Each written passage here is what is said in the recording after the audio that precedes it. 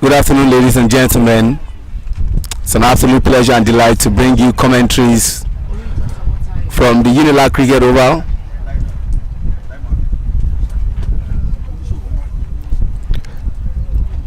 It's a wonderful Saturday afternoon. Good weather for the game of cricket.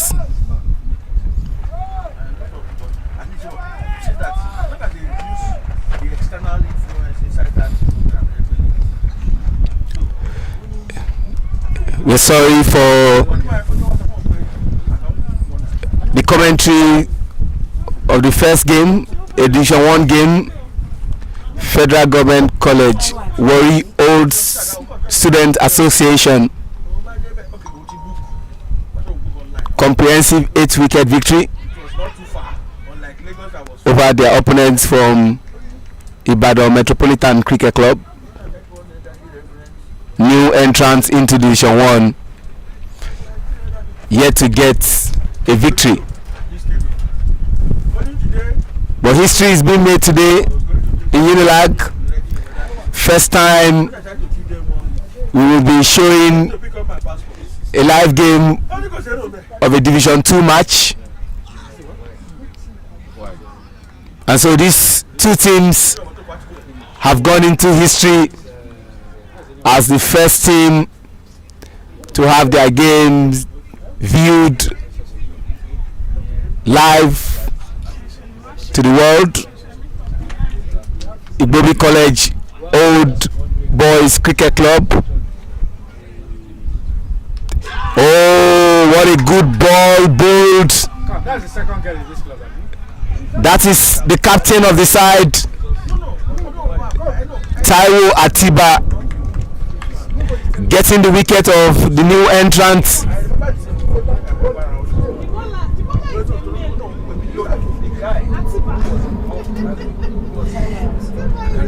I was just telling you about the history we are setting here today.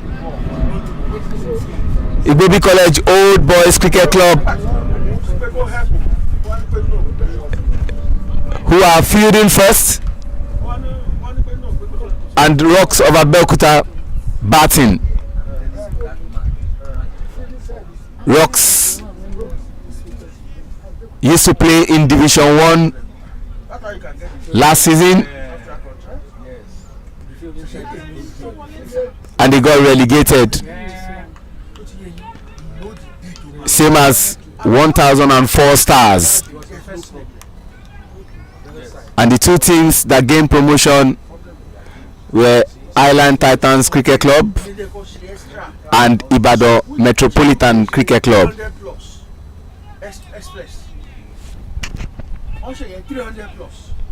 Here comes the captain of the side, Adebi Usman, well built. When you talk about his body somatotype, well built, especially his upper extremities. On his day, Adebi Usman can single-handedly wreck a team. He has a task, and that task first is to ensure that he stabilizes the team. No more fall of wickets. I told you about Usman, an aggressive batter. 3 wickets down, 2 from Fred, the opening bowler for Igbobi College. The first one was a super catch, one-handed catch that I'm sure International Cricket Council will be proud of.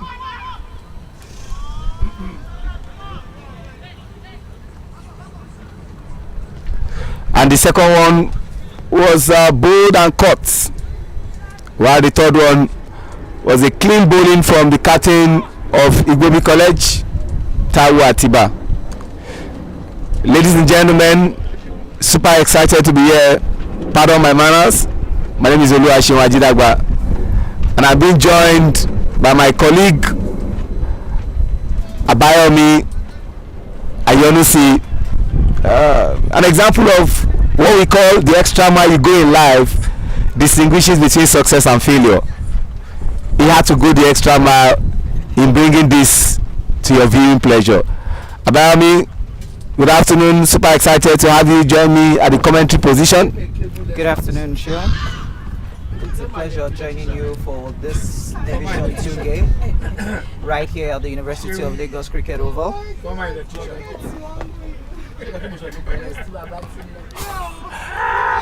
Yeah, it's quite unfortunate we were unable to finish the first game. That is IMCC. Owing to circumstances beyond our control. Yeah. But we could tell you that IMCC lost that game again, and FJC Warri were able to chase down that 72 runs total being put on board by IMCC.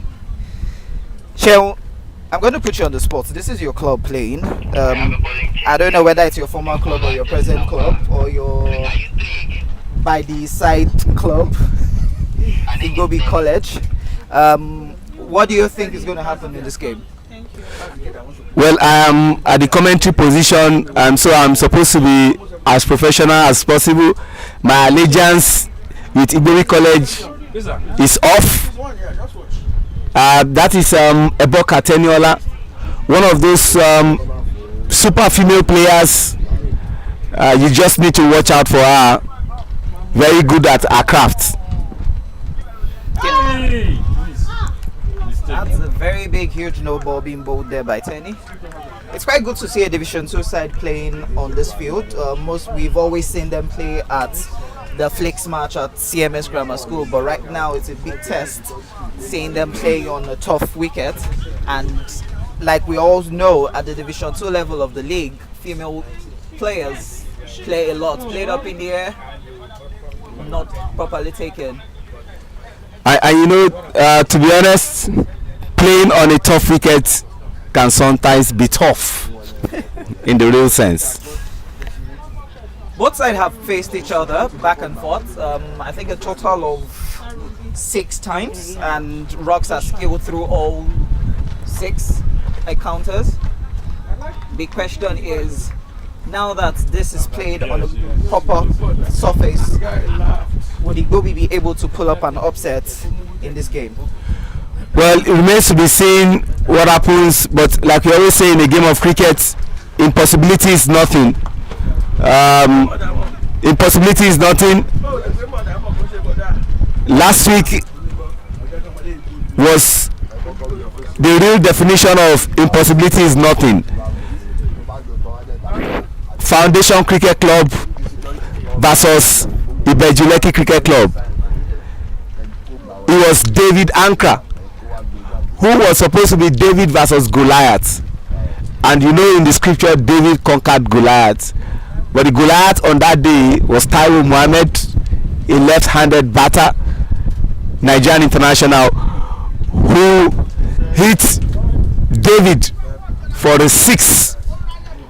It was 4 runs to tie, 5 runs to win, but guess what?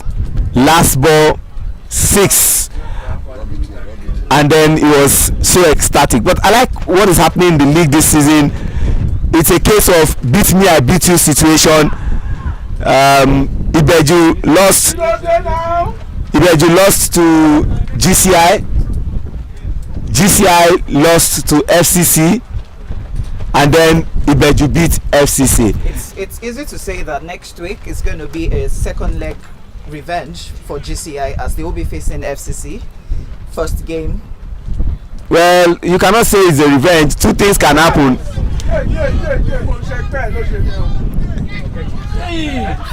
That looks close to being a boundary, but very good fielding there by Shola. Yeah, Using his feet. that was good fielding there from Shola.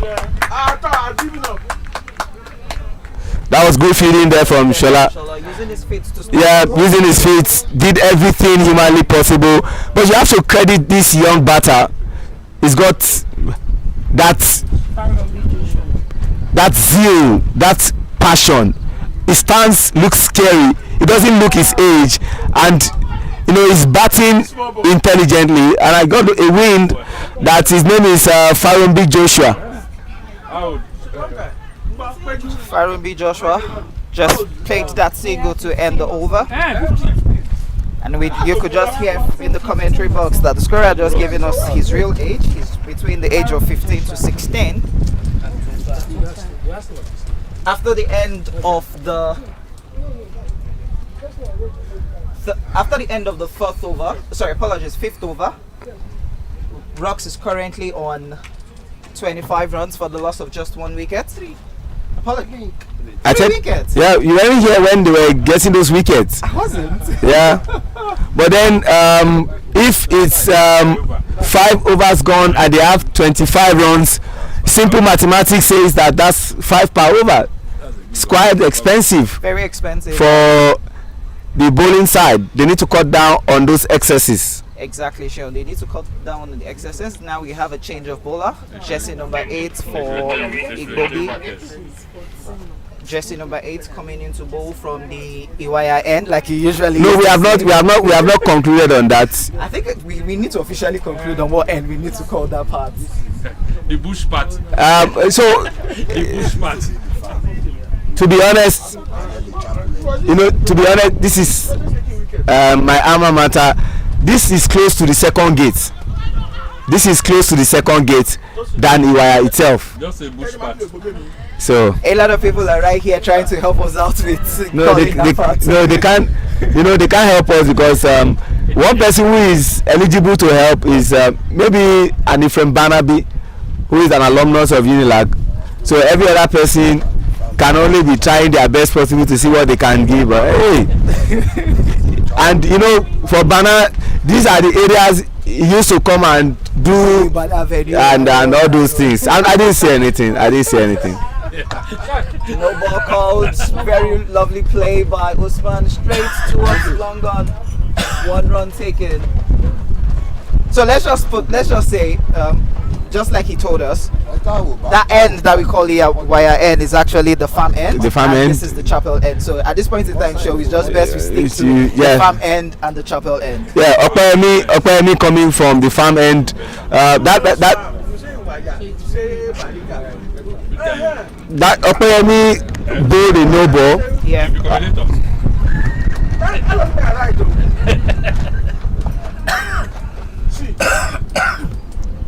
Opeyemi coming into bowl. Very well bowled. Okay, yeah. And Farumbi Joshua is trying something very funny, walking out of his crease to pick the ball. Yeah, I think he has every right because the bowler is actually bowling it avoli. No, but he has to be very careful, knowing that once he misses, he's going to the boundary. Good bowling this time, and a single taken right in front of point. Yeah, and no disrespect. The man on jersey number 18 operating from point, they are taking a lot of runs off him. That was sacrilegious for a 1 run to be taken in that position of his. Usman on strike. Played the ball up and the ball stayed low. He just needs to stay down all through to be able to score the runs for his side. At this point in time, Unilag cricket field has been known as a bowler's pitch, and I think the bowlers are one way or the other trying to get acclimatized to the ground. That's the Igbobi College bowlers. Maybe because they're used to the flicks mat and now they're seeing a proper cricket field, so they're trying to adjust themselves to it. So if Rocks can take advantage of the power play, then it might actually be a very huge problem towards the last 10 overs of the game. Like we said, they need to cut down on the increased runs that Rocks are trying to post on board. One is 50 and the other one is 35 meter. Yes. This is 50 CL. That one is 35 CL. Very well played. Good fielding also by Goli. And that stop ball brings us to the end of the over. That brings us to the end of the power play. And power play over has just ended. And I must say, Igbobi College really needs to up in terms of their bowling, as it's still 3 wickets, 6 overs gone. That's it. Power play is over. You can open your field. And Rocks are currently 37 Where to know now? on the board. 37 Process. Supposed to know. It's normal process. after the end of 6 overs.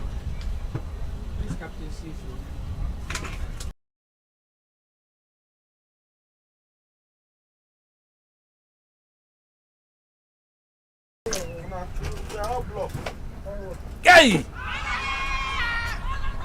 Oh, Yeah, that. keep quiet, please. Ah, Now, how was this? if you had gotten it, that would have been a fun now. A 1 run converted to 2 show. It was a needless throw. More importantly, when you don't have anybody backing you, you don't do that. Yeah, definitely. All he needed to do was just an another arm. Yeah, just an underarm throw. 1 run gone. Don't add anything extra. Tenny coming from the chapel end, bowling to Usman. Very slow on the leg side, and that's a wide ball. What wait on the stop now. Charlie?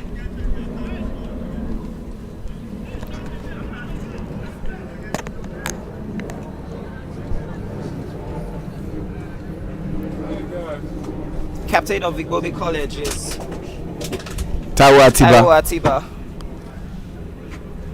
Very well bowled by Tenny, not utilized by Usman. Played it too early, and that could only meet the bottom of his bat, and he played it straight into his legs. And so in the consciousness of Usman, it'll be like, if I have my way of always taking on male bowlers, why can't I just comfortably take on a female bowler? He's been struggling with Tenny. 3 balls, very well bowled from Tenny. No, he's one striker. Tenny once played for Pioneers Cricket Club before she moved her trade to Igbobi College. Yeah. No transfer fee. What transfer fee? Very well bowled and very well played by Usman. Straight towards. Good pick up from Shola, but was so hesitant in throwing. He was so hesitant in throwing. I think For me, the normal fielding process is once you pick up the ball on the rope, you throw it immediately to prevent the second run. But once you not hesitate in throwing, you just give the batters an easy throw to take in the second. No, but you also have to credit Shola's performance. The ball did not come directly to him, unlike this that came directly to him. He had to run from where he was fielding to go and pick that ball. So the process of even running to go and pick the ball would allow the batters exchange runs in between the wickets. You're definitely right, Sean. Tenny now bowling. Has the young lad to bowl to. Farombi Joshua. Good sweep. Misfield from Emeka. And 1 run taken. And that sweep shot has brought us to the end of the over. Coach.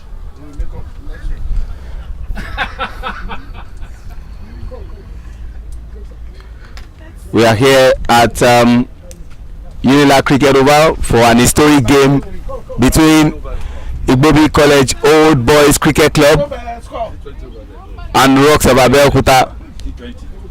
Shout out to our sponsors, our headline sponsor, Honorable Igbola Olusegun YISHAWU, SAGOE Foundation, CWAY Water, Yeah, sure. MAGA Drinks, Pet Foundation, And the Lagos State Cricket Association. Lagos State Cricket Association, and Nigerian Cricket Federation. She got silver and bronze. She got the win. Abuja. The voices you're hearing on the commentary box are that of Mr. Goki and the rest of the 4 o'clock group right here. Very well played from Farobi. Played out from the middle, found the gap, and 2 comfortable runs being taken. That guy needs to be back up. somebody. Come on. Hey! 2 runs on 3. Okay. That guy should be watched by the coach. 2 runs done, 3 runs there. No, I think. Joe, No, that boy is really batting. becoming something. And that boy, the guy is hitting the ball well. I must honestly have to say that the fielding of Igbobi College is all over the place. Coach. It doesn't exude any confidence, and they need to sort that as quickly as possible. Missed it. Usman played a very wrong shot. Feet wasn't close to the ball. Bat was far away from the ball, and the ball just went straight to the leg stump. And Rocks Cricket Club has just lost its fourth wicket in 7.2 overs. But the run rate is a bit on the high. Runs chasing wickets, we might say. In Yeah, Nigeria. runs chasing wicket. So the run rate is a bit on the high. They need to cut down on it. If Rocks keep losing wickets at this rate, we probably might see them score 100 for the loss of 10 wickets in 10 overs, or probably 20 overs. Mr. Ray! Mr. Ray! Oh wow. Don't even try it. Go to the next.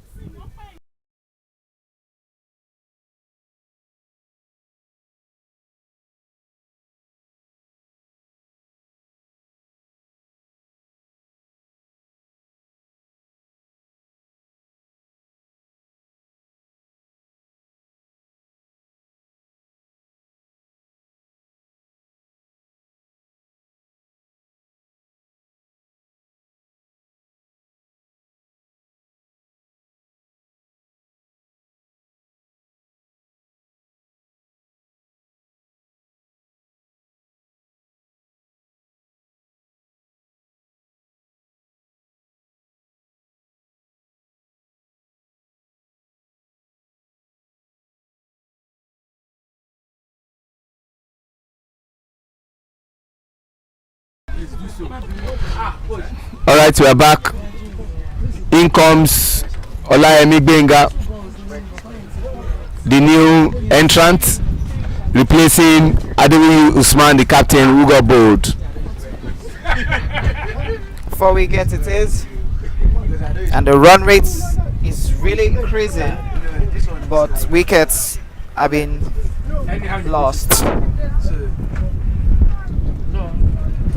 It's good to see a lot of fans out here watching this Division 2 game right here at the University of Lagos Cricket Oval. White ball just being bowled.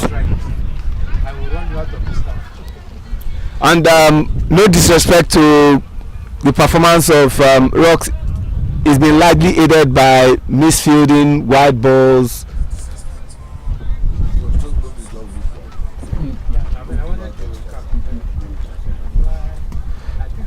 At the end of the innings, I would love to see how many extras was given out. Yeah, the extras are quite much. The misfielding is also, something. Shot. Two. One being played, picked up, and 2 runs taken, Chill. 2 runs easy too.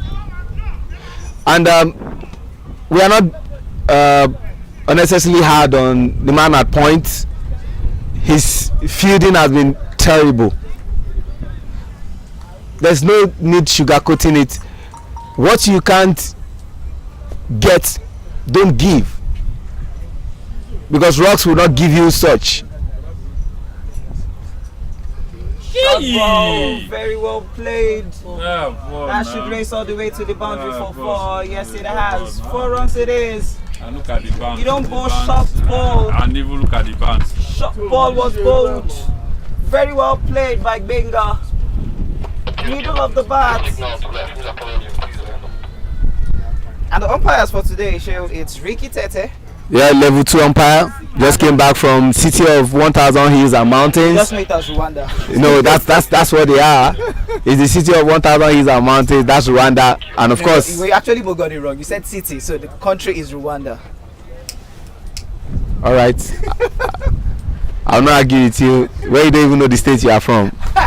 I'm from Ogun State. Very well played down. Ijebode to be precise. And what's the slogan for Ogun? It's with states. All right. It's a Lagos of the state. Or you say Bawa. Second umpire is Olumide Akintokun, level 3 umpire. Yeah. Oh, very well played from the young lad. This boy can knock the ball. That's small ball, eh? Man, the guy is hitting. I won't be surprised to see this. don't go and I won't carry be him, surprised to go see and- this go young and- lad go and being carry playing at the under 17s and under 19s for Ogun State. Eh? I think later on in the year we'll be having the EMR tournament in Ibadan. I'm So watching it would be it. nice to see him be playing for Ogun State.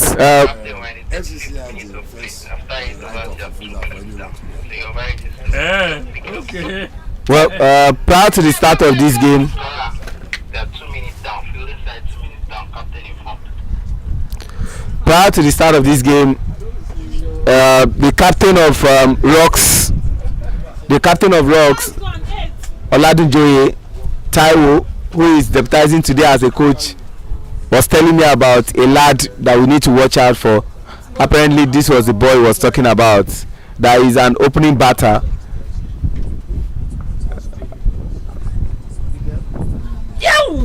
Very well played by Benga. Straight on misfield from Shola, and that has gone to the boundary for 4. Yeah. It's not the kind of misfield you want to have at this point in time. That has taken Rocks to 55. Made us to recover. Yes, 110%. And less than 10 over. Let me tell you something. We have a lot of senior players here analyzing this game as well. Very well played again by Benga. Away from the batter, from the bowler. Good pick up by the captain Atiba. 2 runs taken nonetheless. That guy should get on that action. So now, let's talk about the currency. Okay? Make it work. They might be losing the wickets, but their runs is on the upward trajectory. Yeah, the runs he is. So this two just needs to be the partnership. Played up in the air, can that be taken? It's right underneath it, no. He couldn't, he waited for the bounce. Run out chance, misused. I expected the fielder who is a mid-wicket to have continued his runs to take that catch. The ball stayed at least 3 seconds, at least almost 10 seconds in the air. If he had taken off from where he was to where the ball had landed, he would be able to have taken that catch. Tenny versus Joshua. Very well played, very well fielded by Tenny. Good fielding from Tenny, preventing the batter from going for a single. And to think that Tenny is even fielding better than some male in this team.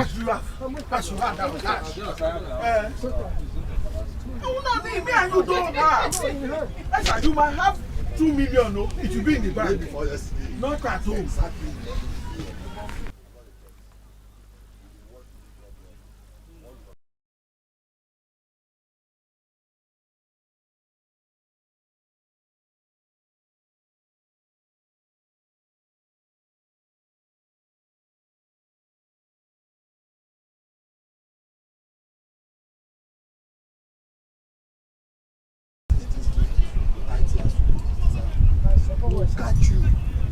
Still the first innings of Rocks of Abeokuta versus Igbobi College.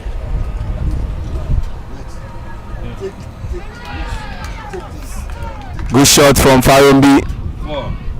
Farante again. and that goes for a Yeah, 4. runs it is. Okay. Farobi is doing very well. It would be nice to see him score a 50 here. His bowling is doing exactly what he was told to go and do, scoring those runs. Yeah, board of rocks. Destabilizing the Ines.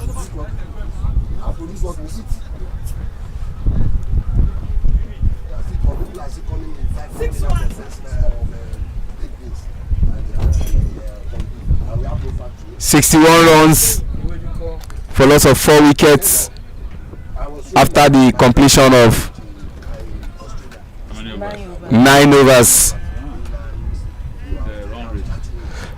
I'm not a proponent of mathematics. Just how many more would have been when you are 61 after 9 overs? 150 is definitely visible before 15 overs. That's about 9 runs per over. Why are you doing that when the ball is a dead ball? I think at this point in time, it would be very, very abysmal if Rocks ends up scoring less than 150 because they have a lot of runs at their disposal. These two batters can actually push them to 200 if they stay to the very end.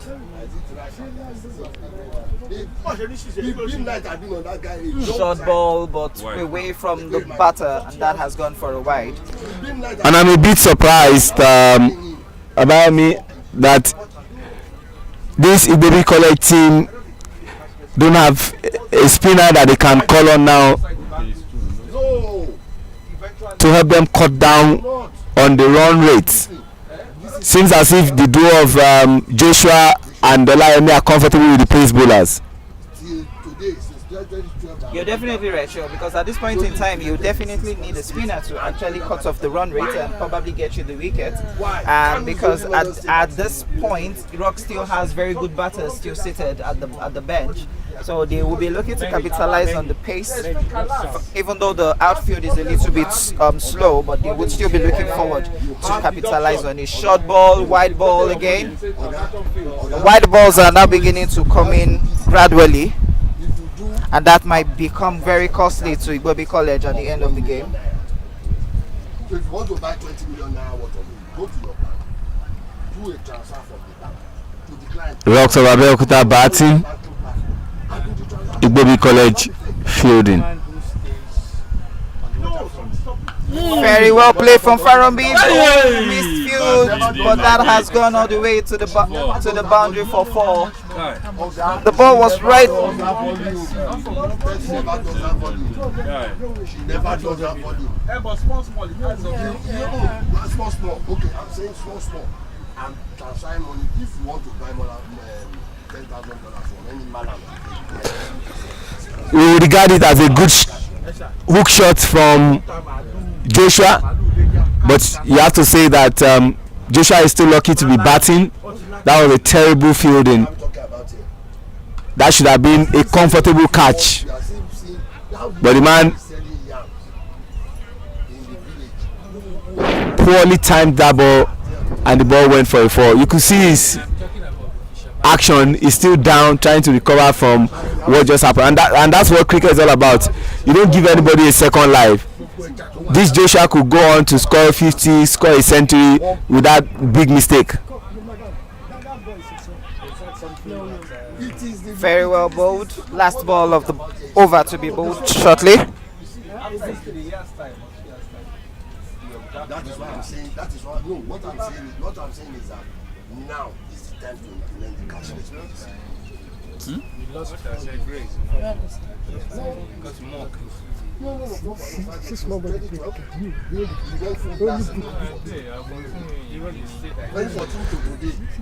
Is the end of an over.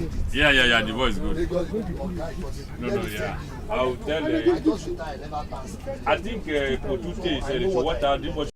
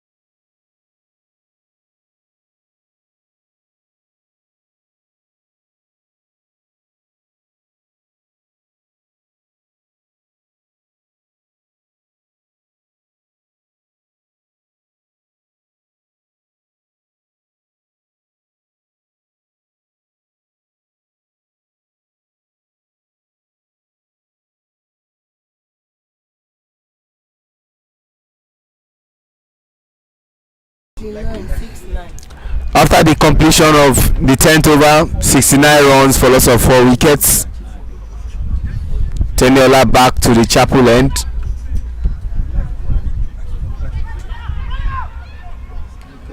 Nothing personal. Hey, three. A lot of misfield here from Igbobi College, converting 1 run into 2 runs. Umpire just declaring that there was a run shot. But even at that, you begin to ask yourself, can we attribute it to the first time they'll be playing on this kind of surface? I don't think so, Sheon. It's just the basics. You just need to do the basics in terms of. No, I was just trying to be a devil's advocate.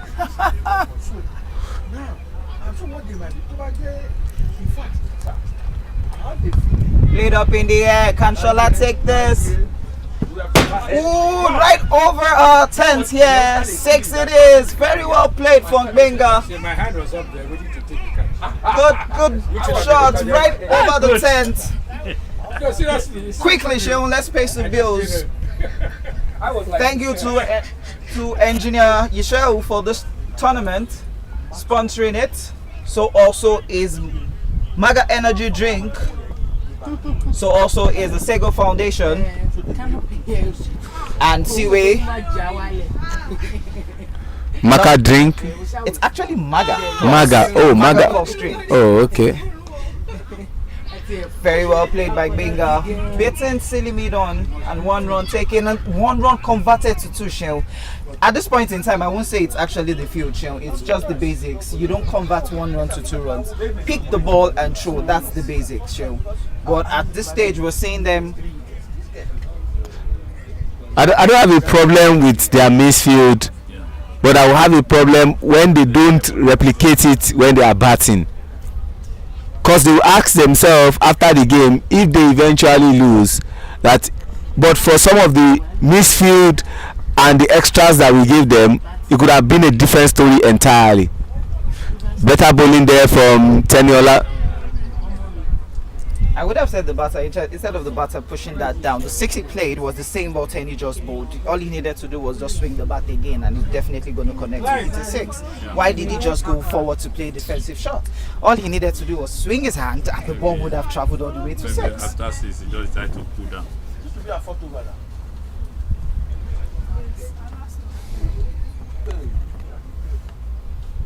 Again, now he decides to play this, but straight to square for just a single. And Sheon, this is what I'm talking about. You could see what I'm talking about, Sheon. Misfield from Igbobi College. Misfield from Igbobi College. This is going to become very much costly to them, because at this rate, I wouldn't be surprised to see Rocks scoring 150, 160, because you can't just afford this misfield in the game. Like we have always said, the rules remains the rules. When you pick the ball as a fielder,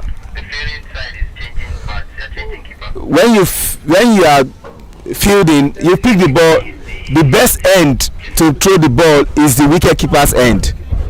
But when you are throwing the ball to the bowler's end, knowing that the bowler is a female, I'm not trying to be sexist here. The way a male will pick a ball is not the same way a female will pick a ball, and you are throwing that ball with so much force, and there is no backup for the bowler. Then it means you want to damage the hands of the bowler. So let's put it this way, Sheon. There is a basics. Once you're throwing to the bowler, you always have mid off and mid and covers backing up. There was no mid off backing. There was no covers backing. So even you saying that the bowler is a female, we have females also throw the ball to females when they're bowl. Yeah, but you know that the force which a male will throw the ball is different from how a female will throw the ball. The ball came with so much force, and to be honest, there was nobody backing Teniola. Taiwo Atiba coming in from the farm end. Yeah. He is the captain. Can he be able to break this partnership that has built between Benga and the young lad, Farombi Joshua? Points now moved up. He was on the rope. He was 45. He couldn't stop the ball. Now you moved him very close to the bat. very well played. 1 run it is. Teniola has gone to act as the wicket keeper now. Probably they're trying to bring in the wicket keeper to bowl. Yeah. Yeah, that was the change. Bengal on strike. Ten is not the goalkeeper.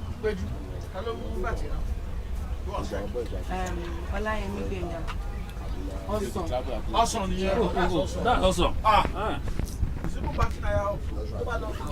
A lot of time is being changed here between each ball.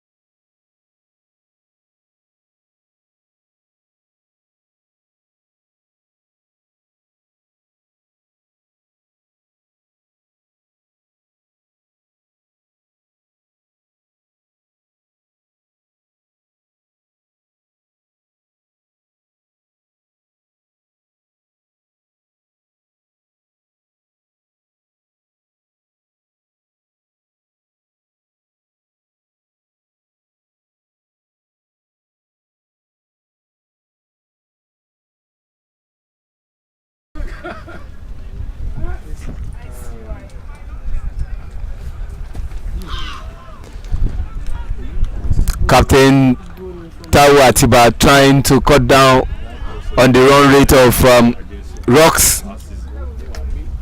They are sit down by 4 wickets after 11 overs. We are currently in the 12th over.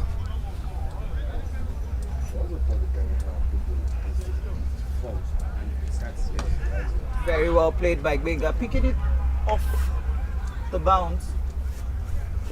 1 run. Last ball to be bowled. And I also want to allude to some of your comments by saying the basic remains the basics.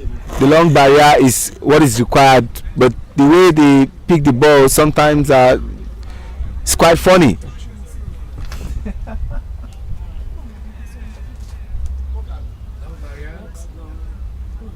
Different from low barrier.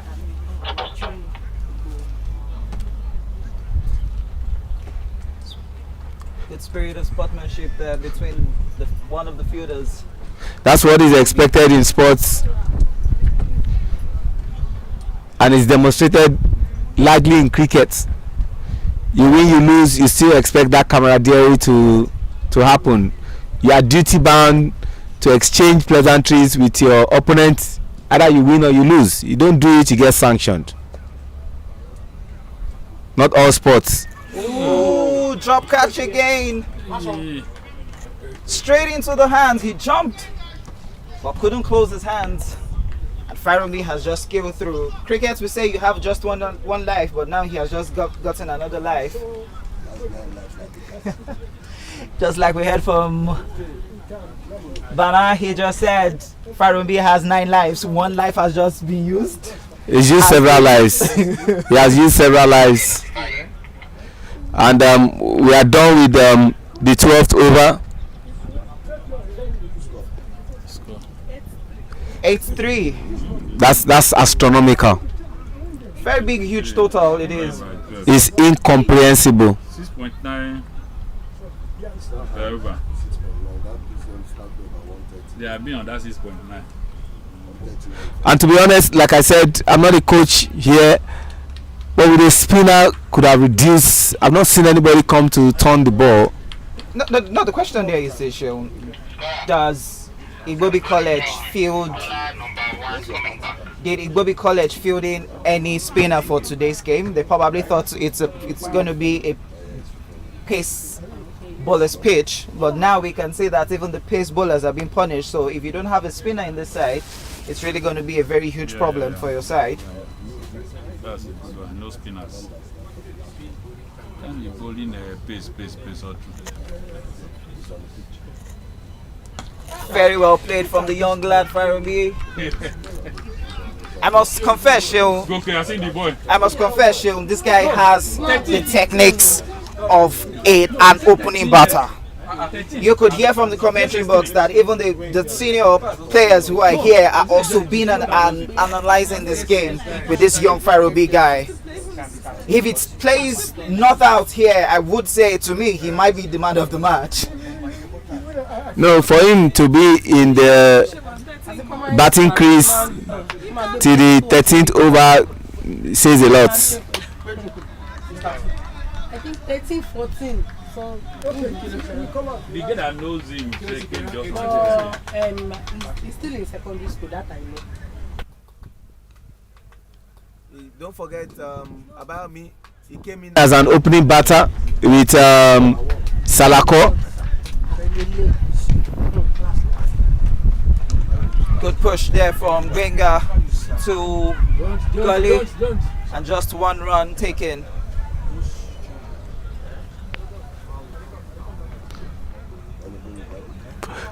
But in all ways, history is being made. This is the first time we'll be viewing a Division 2 game, and this lad Farobi Joshua also giving us something to cheer. I think at this point in time it's safe to say, because a lot of people have said in the league that Division 2 is like a child's play, but now we could actually see that Division 2 is also as competitive as Division 1, with guys like Farobi showing us that yes. And you know, it brings the aesthetics. For every run he scores, he does that thing like, I'm not under any pressure. It makes me remember the boy I saw in Abuja for the under-19 tournament that Kenya won, Araf Patel, who won the player of the match against Nigeria. He took 5 wickets, and he told me, he said, my dad takes me to West Indies to go and learn the bowling. He is a spinner. They pay £2,000 for him every year to go and learn. And you know what this guy does that thrills me? Araf Patel, every ball sets a field. Every ball he sets a field. Every ball he bowls, he sets the field. He bowls different kind of bowling. He spins the ball very well. He said, I just float the ball into the air and I allow the wind to do the rest. Araf Patel, watch out for that boy. I think we have a little bit of an injury there for Igbobi College. Yeah, some player is down. We don't know where exactly he's down. Is it what? So what is that? Quickly, let's give kudos to our sponsors, Pet Foundation, championed by the Nigerian Cricket Federation's Wife. Yeah. Mrs. Should I say Uyafata? Yeah. So like they say in journalism, if you are in that, you live out. Yeah. So the name eludes me now. So the wife of the president of the Cricket Federation rewards the player of the month for Division 1 and Division 2. We have Honorable GBOLAHAN YISHAWU, who is representing HSR constituency. And we also have the SAGOE Foundation. And we also have our drinks being sponsored. Yeah, CWAY he said Mega Energy Drink. You are confusing me. It's MAGA. Actually MAGA show. MAGA. Actually MAGA Energy Drink. Yeah. They are 10 times here, and they've been here from the very first day, and they'll be here to the very last day.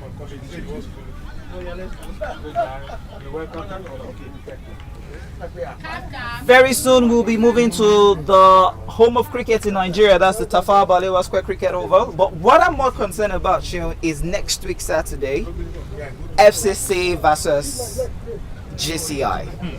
The first game that happened, you and I were not here. We were both at TBS, and we were both laughing when we saw that. How can GCI beat their biggest rival, Ibejule Cricket Club, on the Saturday, and then lose on the Sunday?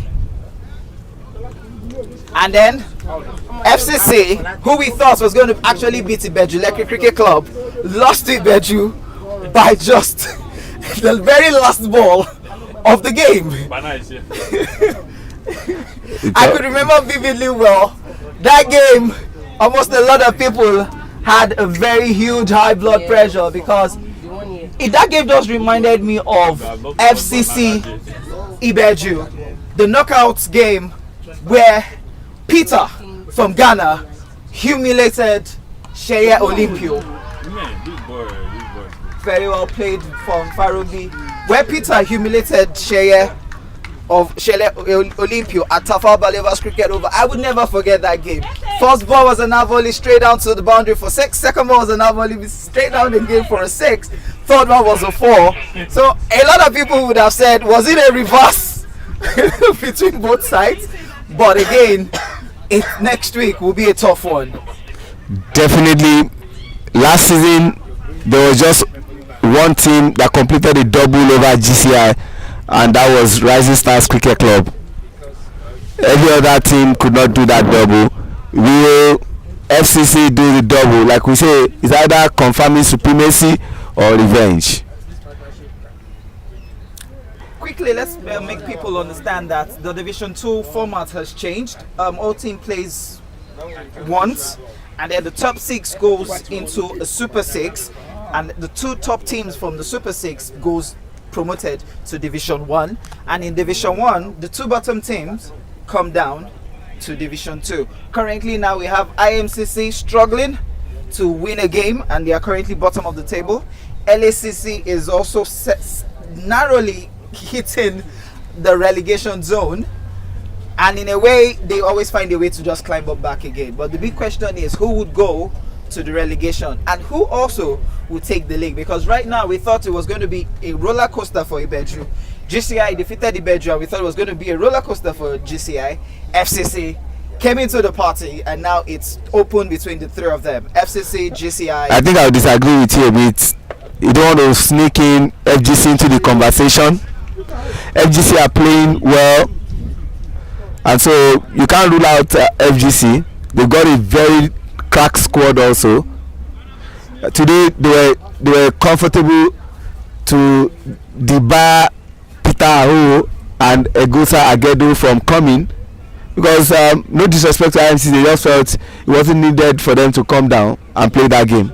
That was how comfortable they were. But the big test will be for FGC Warriors when they take on these 3 sides, FCC, GCI and Ibeju. Like we always say, cricket is biscuits.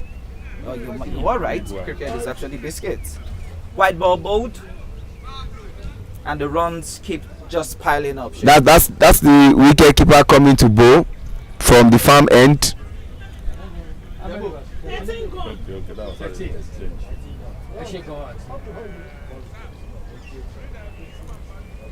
86 runs, 4 wickets, 12.4 overs. Very well played from the young Farambi, straight to square leg. Oh, the backup slipped.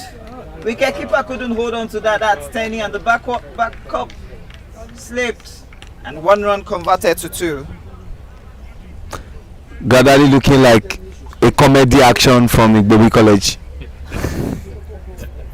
I think I have to laugh to that show. Comedy action. That's the first time I think that needs to go into the ICC Book of Records. Comedy action.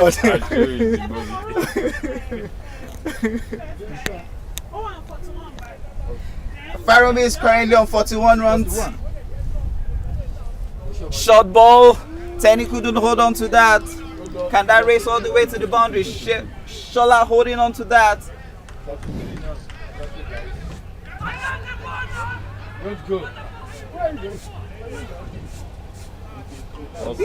A bit of confusion on the field of play. I think he played it with his bat, so that shot should take him close to his 50. He should be on 43 by now. You could see the aesthetics, the action it brings to the game.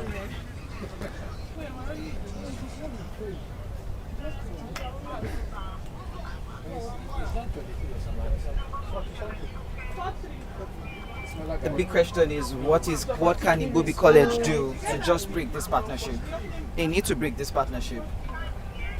Very well played from the young lad. Would that race all the way to the boundary for 4? Yes, it has. 4 runs it is, and that has taken him all the way to 47 runs, Shehu. You can see he's just 15 or 16 years of age. Would he be the first person to play a 50 on this field for this season? No, somebody has played the 50. Oh, last week. Oh, Elijah for Division 2 actually. Yeah, Elijah Olale from That's Island. for Division 1. Yeah, but you know, this Farumbi guy is so deceptive. You look at the way he started. He started like someone who was all over the place. He was going to be run out in the first over, but he just found his rhythm and he kept going. And to think that a player who was almost going to be out in the first over is playing up until the 14th over is quite incredulous.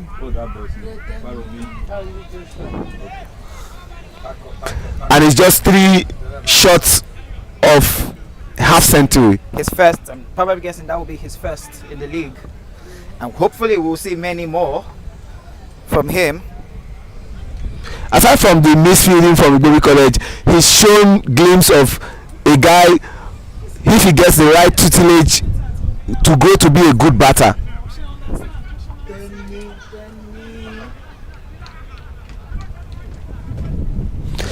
It shows that, you know, like I said, I'm not a coach and I'm not advocating for this player. I've also seen another player from Foundation Cricket Club that I think he deserves an opportunity at under 19.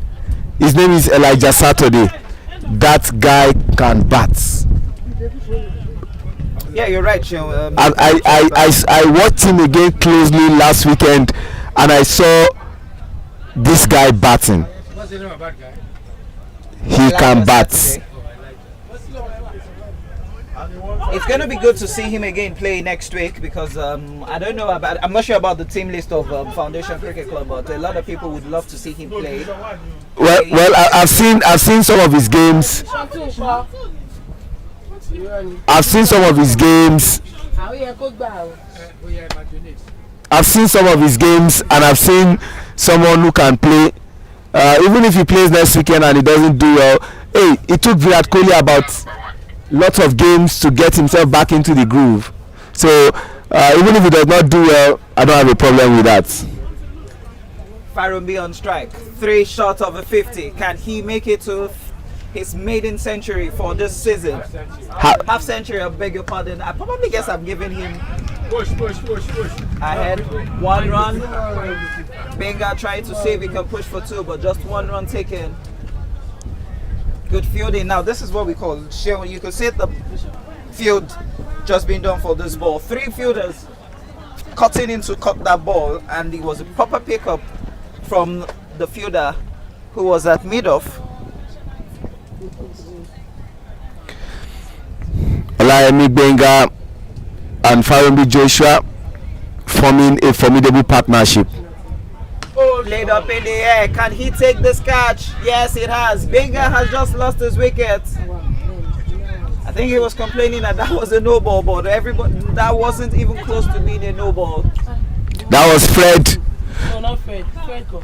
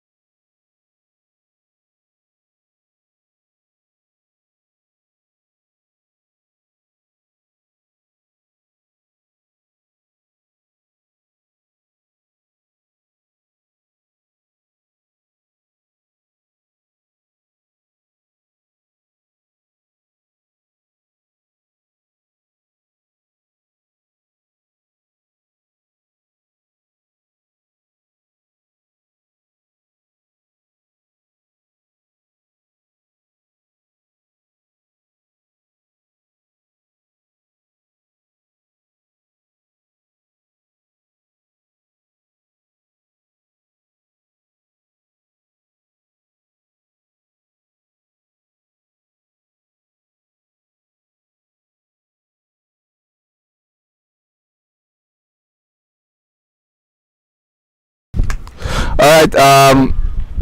like we say, once you see something, you say something. I saw something, I said it, but it was wrongly said. So you have to correct yourself, sure. No, I didn't say anything for anybody to. I just said something. I said I said something and I said something. It wasn't appropriate, but hey, we are back again. Fred bowling Vinny in. Let's see what he offers.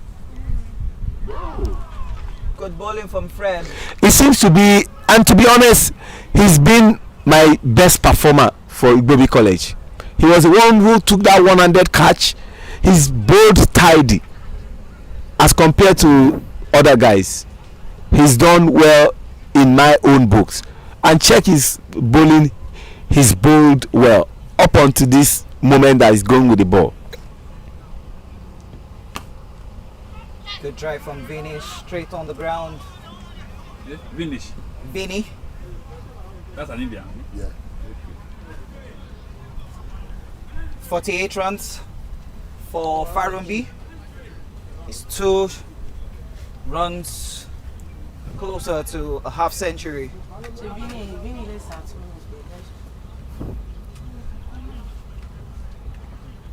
Farumbi. Yeah, just check his stance.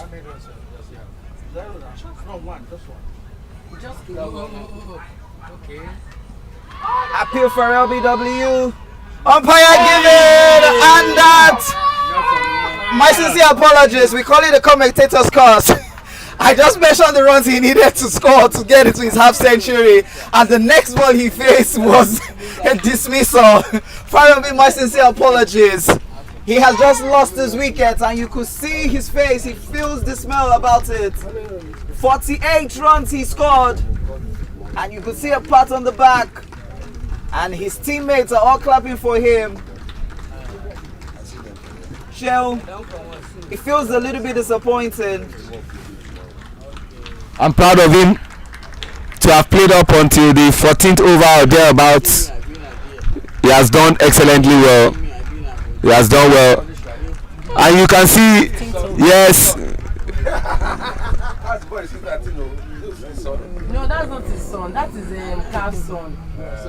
Okay, Cavs.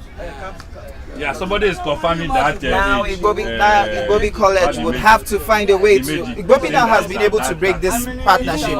The question there is this, Shell. Can they follow up on this? Now, the man who has been the danger man is officially out. That Dimeji knows it. Dimeji knows that boy. Dimeji that plays for Labuno. You see that boy is in Sambi secondary school. So it's actually that age. I posted it to our phone. Odesoye Abiodun is the new batter in.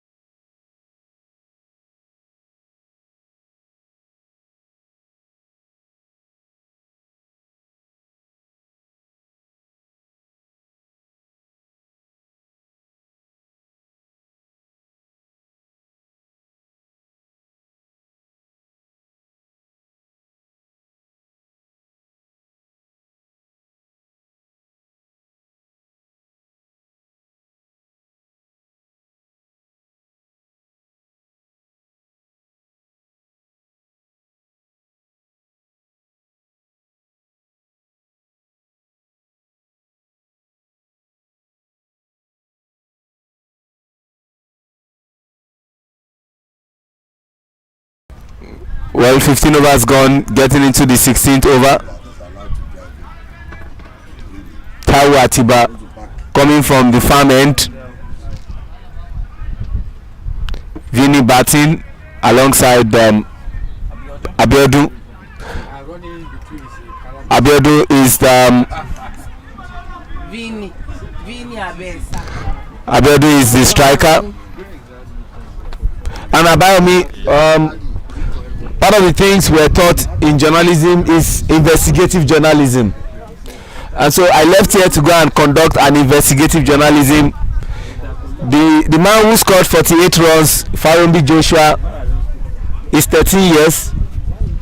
Is a GSS2 student of St. Benedict's, a private school in Ogun State. 13 years, 48 runs. I like that. 13 years, 48 runs. Definitely one history has just been made on this field. I think all the alumni of University of Lagos needs to have a Hall of Fame. Even if he didn't score the half century, his name should still be on the Hall of Fame. I should be an Hall of Fame in Unilag. 13 years of age. For what? What's our business with his Hall of Fame? I said Hall of Fame. No. On the pitch. Why can't they give him Hall of Fame in Ogun State? Please don't push that into the conversation. The best we can do for him is to follow his progress through and ensure that he gets admission into University of Lagos.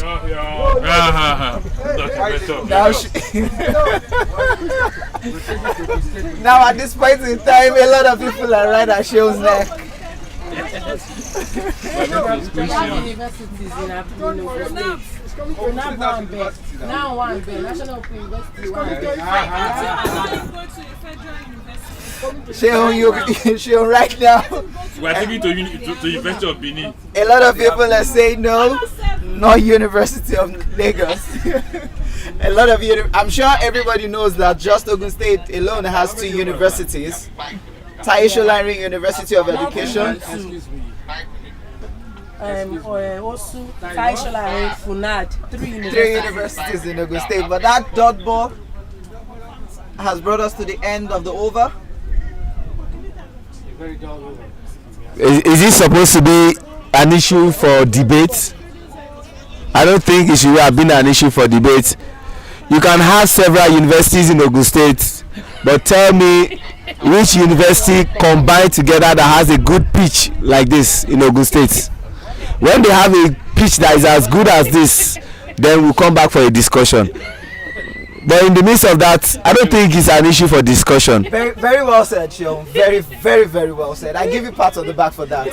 So everybody will have to keep quiet on today. No. A pitch where the national team manager Steve Ogonji Tikolo is training the national team players, and you're talking about a boy who played on a pitch that is now getting used to. That's gone. That's gone. That's gone. That's gone. Definitely gone. Very, very obvious. Yeah, very obvious. Turning the bat before the ball even pitches is totally wrong. He's out. Chill, for just what you said before this dismissal, I give you a pat on the back for it. In fact, not even just a pat, I give you my hat off. And a lot of people have actually agreed on that. Vinny has just lost his wicket.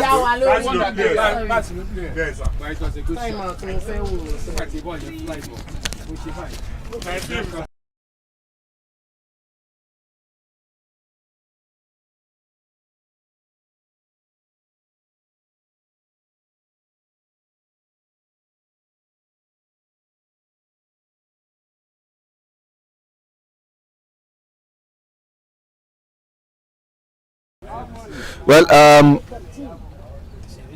we'll definitely talk to the national team coach. Ogutola Latif is coming in for Vini. We'll talk to the national team coach Steve Tikolo, who is preparing his team for the T20 World Cup qualifiers in Rwanda. We are in Pool B with countries like Cameroon, Eswatini, the one you formerly call Swaziland, Gambia, Ghana, Mozambique, Sierra Leone and Tanzania. December 1st to December 9, Gahanga Cricket Over and Independent Polytechnic Regional College. Those are the 2 venues for the games. So we wish Nigeria all the best in their quest to progress to the next stage, which is the final stage to determine who qualifies for the 2024 T20 World Cup that will be co-hosted by USA And the West Indies. and the West Indies. West Indies are the most successful. They've won it twice. Hardlines to Australia, who are out, the defending champion. I actually didn't want to go there, Sean, because I know you know if I'm going to talk about the World Cup, I'm definitely going to talk about New Zealand. Yeah. And so I just decided to keep quiet. But That's now that you've mentioned New Zealand, the Australia, nearly men. okay, I rest my case, Sean. Never pussy. I rest my case, Sean. But I would love to see England take on New Zealand at the finals again. But my problem with New Zealand is, as long as they are not playing in New Zealand, if they are playing in Australia, which is either the Sydney Cricket Ground or the Melbourne Cricket Ground, which is a bigger place. But I've loved what South Africa have also done. Let's see whether Temba Bavuma can lead them to victory. It would be good to see South Africa play at the finals. They've narrowly almost gotten to the semi-finals. But Yeah. South Africa, like Endurance would always say, South Africa and Weather are just 5 and 6. They never have it favored them. The first game against Zimbabwe, Cook was so much Quinton the Cook was so much in form, and then the rain just fell down and they had to share points. Yeah. The same thing happened again. I The think last game. Rain has been MVP in this T20 World Cup. It has also been an MVP in this league as well. We've had last month we had a lot of games Washed being out. washed out due to rain, but thank God we're already getting into the dry season, Yeah. and now it's very, very possible for us to have more games. I agree with you completely. Back to the game, almost winding down. Atiba trying to chase that. Can that race all the way to the boundary? Good stop there from Atiba. Using his feet. Good stop from Atiba. 3 runs. The batters Okay, only got went 3 for runs. 3 runs. Good fielding from the captain of the side, showing Captaincy stuff, leadership by example. definitely.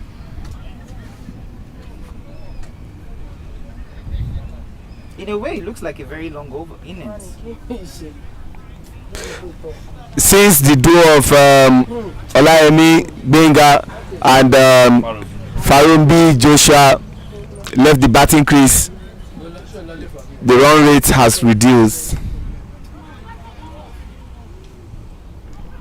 Oh, for the first time, Yemi at point did not allow a ball to go for 2. And that single has brought us to the end of the over show. How many overs now? 17 overs gone. And you have to say that How many runs? if Igbobi College goes on to lose this game, they will have lost to the innings of Benga and Farumbi. They were the game changer. So after the 17th over, the total extra that Igbobi, that we thought Igbobi would have given, would have been probably 20 or 30, but it's quite surprising to say that they've only given out 18 extras, 10 whites, 4 no balls, 2 leg buys and 2 buys. Still a decent bowling. Well, but still a bit expensive also. Very, very expensive. Farumbi Joshua 48 runs off 53 balls. Salako Anofi Duck, that's 0 runs off 1 ball. Very well played between point and backward of points. Can that race all the way to the boundary for 4? Oh, good fielding. Oh, hit the side panel. Good fielding from the fielder. Good fielding from the spectators. 3 runs. Good fielding from him. He ran straight into it, stopped it, and then went to the side panel. And you know the sad part is to think that the man at point, Yemi, could not even join up. While that man was battling, he would have picked the ball and did that, because if he had not recovered on time, they would have just continued running between the wickets. And you stood there, watch your man struggle. How do you explain that? It's just the basic shit. I can't wrap my head around it. I think the coaching department of Igbobi has a lot to do with the truth of the matter is the ball went in between two of them, and you saw your teammate running to pick the ball. He had challenges there, and you stood there to watch him say, "Oh, you sort out yourself."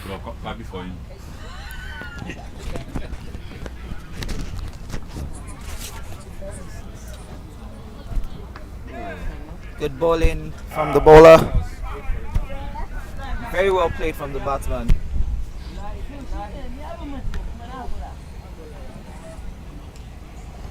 I doubt if these guys can take this game to 130 with the way they are going. It's too early to say, Shell. No, but Igbobi College has really cut down on the run rate. Yeah, you're right, Shell. Since Benga and up in the air, can mid-off take it? Too casual. Very casual on that. I expected him to have. That was a take. It was a catch to be taken. Yeah. It was just a catch to be taken, Shell. It just means that the Igbobi, it looks like Igbobi College has, in a way, given up. The win is against, so the ball was in the air for a long time. he didn't walk in with the ball. From the first ball, Shehu, to this very ball, Rocks has maintained 6.62 runs per over. This is good. But I thought that after the fifth over, they were on 25. That meant they were on 5. Yeah, but they jacked it up. They jacked it up. Picked it up. At some point in time, they were on 8. No, 6.9. At some point in time, they got to 8. Yeah, 8 per over. They got to 8 per over. Yeah. But now they have maintained 6.65 run rate per over. Dot ball again, Wood. And that has brought us to the end of the 18th over. 117 runs for just 7 wickets. 12 balls to be bowled to end this innings. Quick shout out to our sponsors. Our sponsors are Honorable YISHAWU, representing the Theatre 2 constituency, our headline sponsor. SAGOE Foundation, thank you very much for all you do. Pet Foundation, we appreciate you. MAGA Drinks, we appreciate you. CWAY Water, we say a big thank you. Lagos State Cricket Association, we're thanking you. Nigerian Cricket Federation, we applaud you also.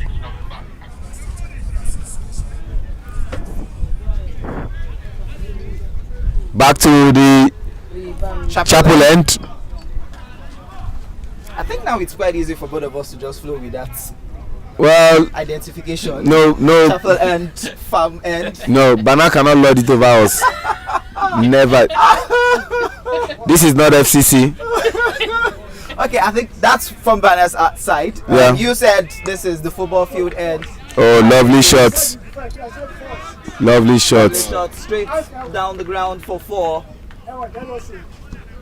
I would love to hear from every alumni of University of No, Lagos. they'll give you not all. You only hear from people who are cricketers, because if you are waiting for people who finish from University of Lagos, this used to be a tussle between the cricketers and the footballers. But now that the Unilag cricket alumni under the president Kwesi Sego, yes, President Unilag cricket alumni. I know what I was saying. So we have to say this, as you know, and they are not done yet. They still want to build a pavilion. They want to build toilets. They want to build a perimeter fencing such that people don't encroach this place. It's going to be strictly for cricket, and all the T's and all the I's have been dotted and crossed for all this to be in place. So we say shout out to all of them. Oh, good shots. Back foot shots from Abdul Latif. 2 runs taken. Yeah, this is not Vinny. 123 runs it is. Quickly, Sean, let's just see on the other end of the field where we have the national team currently in practice. Yeah, they are doing targeted training sessions. they do a generalization during the week where all the invited players come around to train under the new coach Steve Ogonji Tikolo, the one they call Guzi Guns, the best batter in Kenya's history and the second best bowler in Kenya's history. One of the games you'll never forget was 2003 World Cup. Kenya, Zimbabwe and South Africa all jointly hosting the World Cup, and they narrowly lost in the semi-final to India. Yeah. So he has had training sessions this morning with some players, the likes of Chimezie Onwuzulike, Sulaiman Runshewe, Ajekun Daniel. He told us he's not Agekun, something like that. You know, it's a Ghanaian, but it's Ghana Nigerian. Yes, the mom is a Ghanaian. His mom is a Ghanaian, but his father is a Nigerian. Yeah, but he told us that he's not, you know, just like we always call those brothers from GCI OKPE. Yeah. The cell is Okpe, but we are used to Okpe. But the funny thing is, even internationally, they call them Okpe. Oh, those ones cannot pronounce to save their lives. It can't be a Jacob. And his dad should be a Nigerian. His dad is a Ghanaian. His mom is Nigeria. in Nigeria. Oh, lovely shots there. Oh, I think maybe we mixed it up. Something. Oh, I know. Maybe it's a dad or something. But this new entrant locks the back foot shot. 85 minutes of play gone. 85 minutes of play gone. And there you could, from what we could hear from the umpires, that it's 5 minutes of play has been gone. So obviously, maybe the last over, we might be seeing a reduction of the field setting.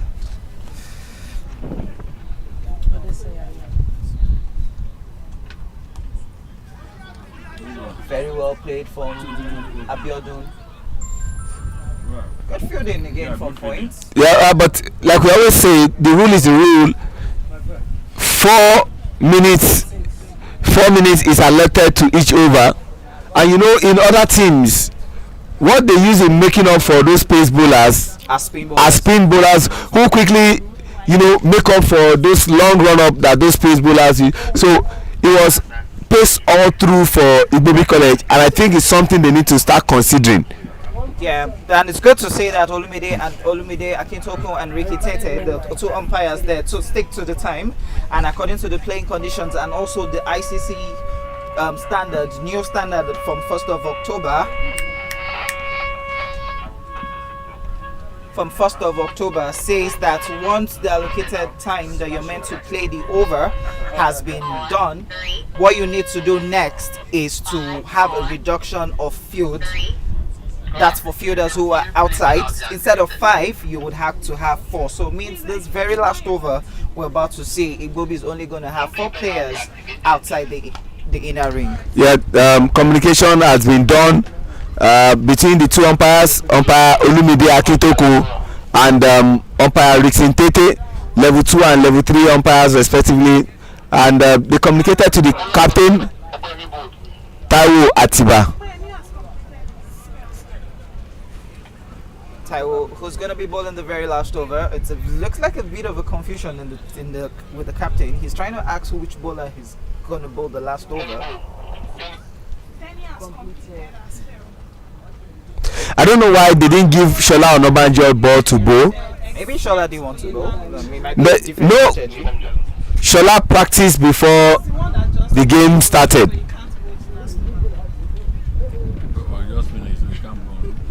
Obviously, I was expecting that Shola or... And you just said it, you. Shola has just been called to bowl the very last over. I honestly have to say that I saw Shola warm up alongside Okpeyemi prior to the start of this game, and I'm shell shocked that ball wasn't given to Shola at all.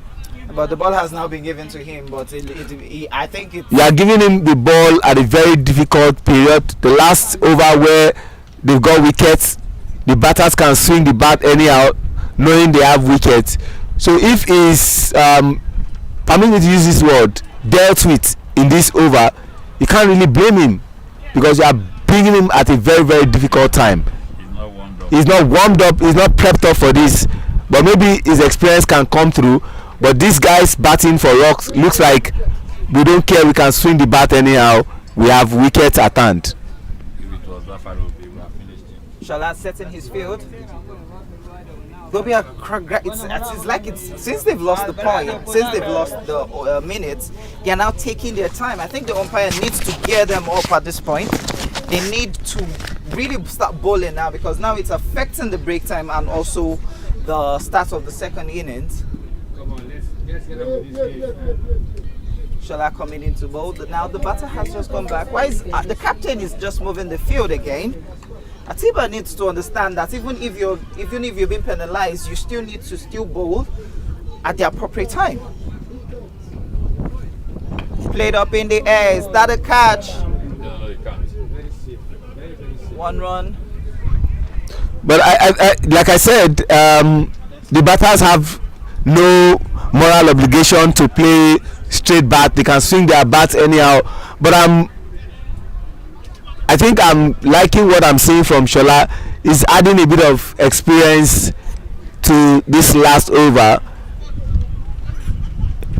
Is adding a bit of experience to this last over. This will be the second ball of the last over.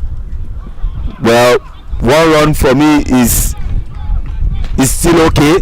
Wicket to wicket is what he has bowled in the last 2 balls, which is what I felt Igbobi needed. If Shola had come in earlier than Farumbi and for crying out loud, have not taken charge of those runs. He's the former captain of the team. His experience, I don't know why he wasn't given the ball. But I'm not Taiwo Atiba, and so I cannot say anything. You can see what he's doing, that even in the last over where the batters are swinging the ball anyhow, he has not been hit for a boundary. He's bowled 3 balls and it's 3 runs, which for me is fine at this point. You're definitely right, Chil. 3 balls, and the only way to wrap it up is if he gets a wicket.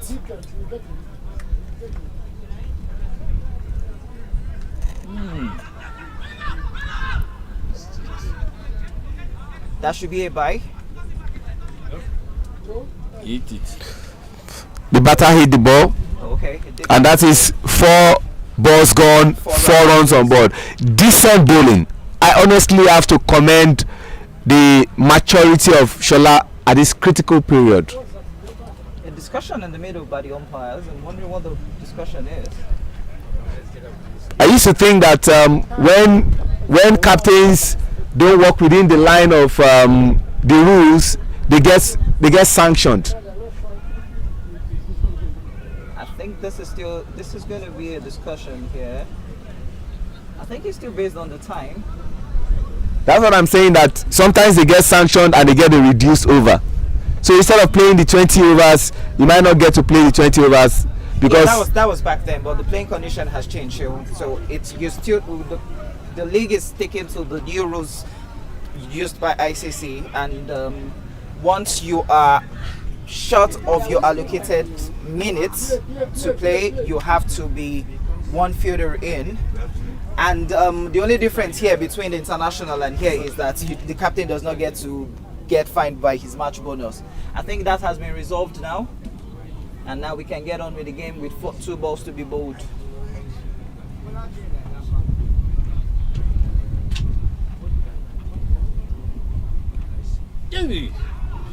Very well bowled from Shola. Experience. It's what he's doing right now. You can't buy it in the market. 4 runs off 5 balls. Excellent over. Excellent over up onto this period.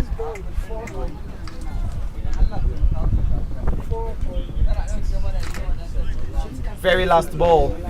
A wicket or a boundary. Played up in the air. Can the fielder stop it from going all the way to the boundary?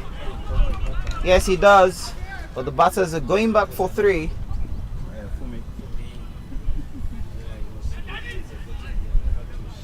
3 runs it is.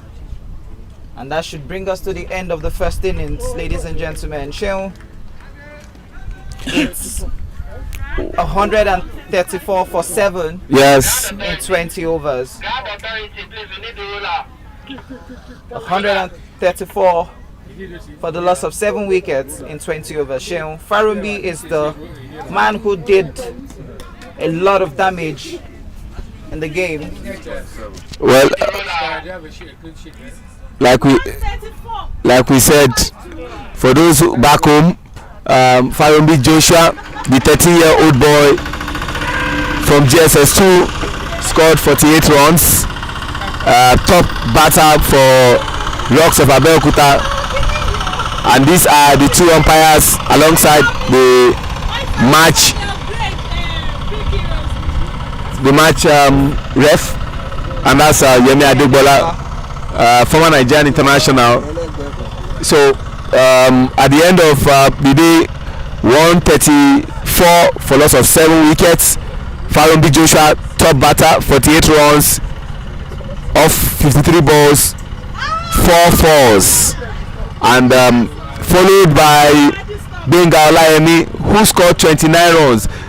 And so, like we said, the innings of Farombi and Olayemi was a game changer in this game. So we wait to see what Igbobi College will do in the second innings. They need 135 runs if they hope to get victory, and 135 runs, that's about going to 7 per over if they hope to win. We come back for the second innings. Guys, sit back, relax, and enjoy yourself.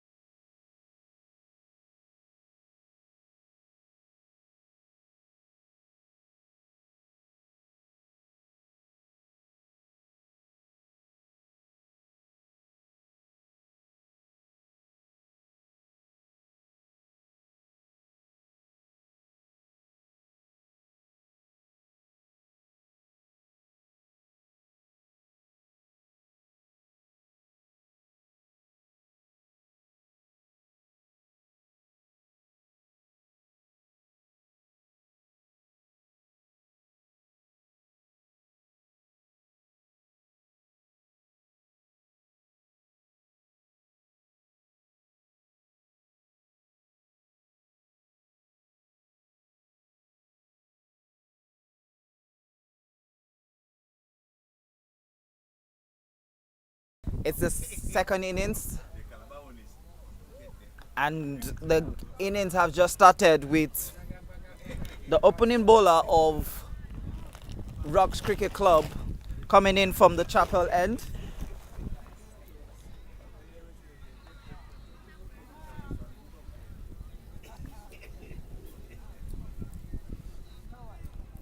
It's 135 to chase. Igbobi College will be looking to do something interesting. Good, very well played. Lovely on drive. 1 run taken. Oguntola Lats.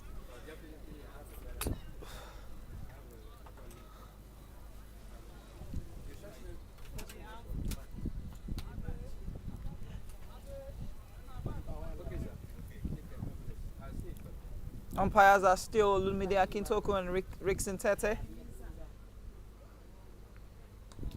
Very well bowled. Dot ball. 3 balls bowled.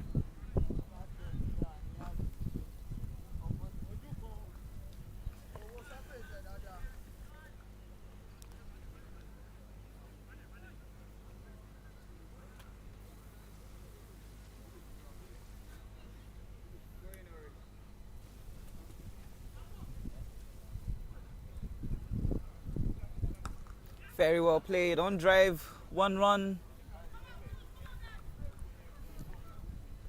Usman threw that all the way away from the wicketkeeper. 1 run taken.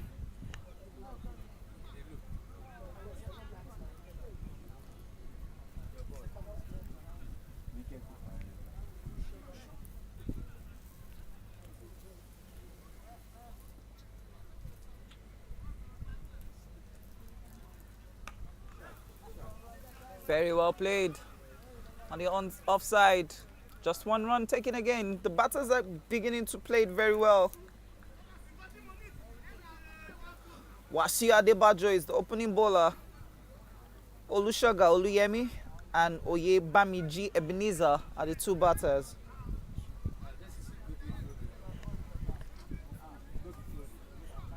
Rocks is fielding. Rocks is fielding. Very well played down the line. On drive. 2 runs taken. Wrong end. Usman threw 2.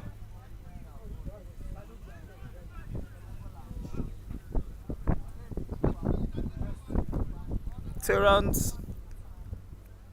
Good running in between the wickets by the 2 batters. And that has brought us to the end of the first over. And it is 5 for the loss of no wickets after 1. It seems like Igbobi College understands what needs to be done and they are doing it, even though we say it has to be 7 runs per over, but it's a good start from then. 5 runs in the first over. They understand the brief, and the brief is very simple. If you hope to win this game, you must be averaging nothing less than 6.87 per over, and this over they are short of 2 runs, so they need to make up for the next over, but more importantly keeping their wickets. From the farm end is one of the players that had a good innings, and that's Olayemi Gbenga. Can he break this? Can he have a wicket in this over to put the pressure off his side and still make it a statement? Oyebanji on strike now. He has just got 2 runs off 3 balls. Very well bowled from Benga, deep into his bat and forced him to play a defensive shot. Benga is an old cricketer with so much experience, so he knows what to do. Played for LACC. Played for Rocks, and if my memory serves me right, I think he has played once for a Foundation Cricket Club. That's FCC. So he has played in 3 different clubs, but home is still home. No place like home. Currently playing at Rocks Cricket Club. No place like home. No place like home, like you say. Sugar and Ebenezer batting.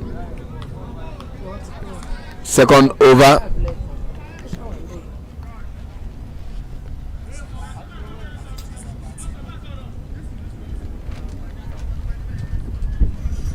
The weather has just been favorable today. Played up in the air. Oh, is that a catch? I think that was bump drop catch. Oh, the batter has just left. Farumbi took a very good catch there. Very low. Dived in and took the lovely catch. And Rocks has just taken 1 wicket as Igbobi College lost its first wicket. You look perplexed about that catch. Initially looked like the ball touched the ground, but the umpires know better than I do, and that was a lovely catch from Farumbi Joshua, the man who had a very good first innings, started the second innings again on an impressive note. So out goes Sugar, and in comes Operemi. Operemi is a tall batter for Igbobi College. Can he make a difference as they have just lost their first wicket? Still remember, it's 135 to chase down in 20 wickets. Joshua Barongbe. Operemi kí ni orúkọ ẹ̀? You don't know.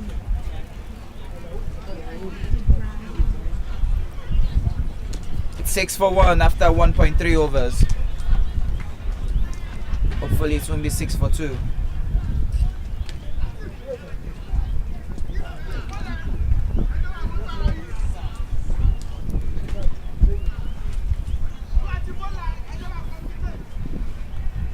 Coming back is just number 8.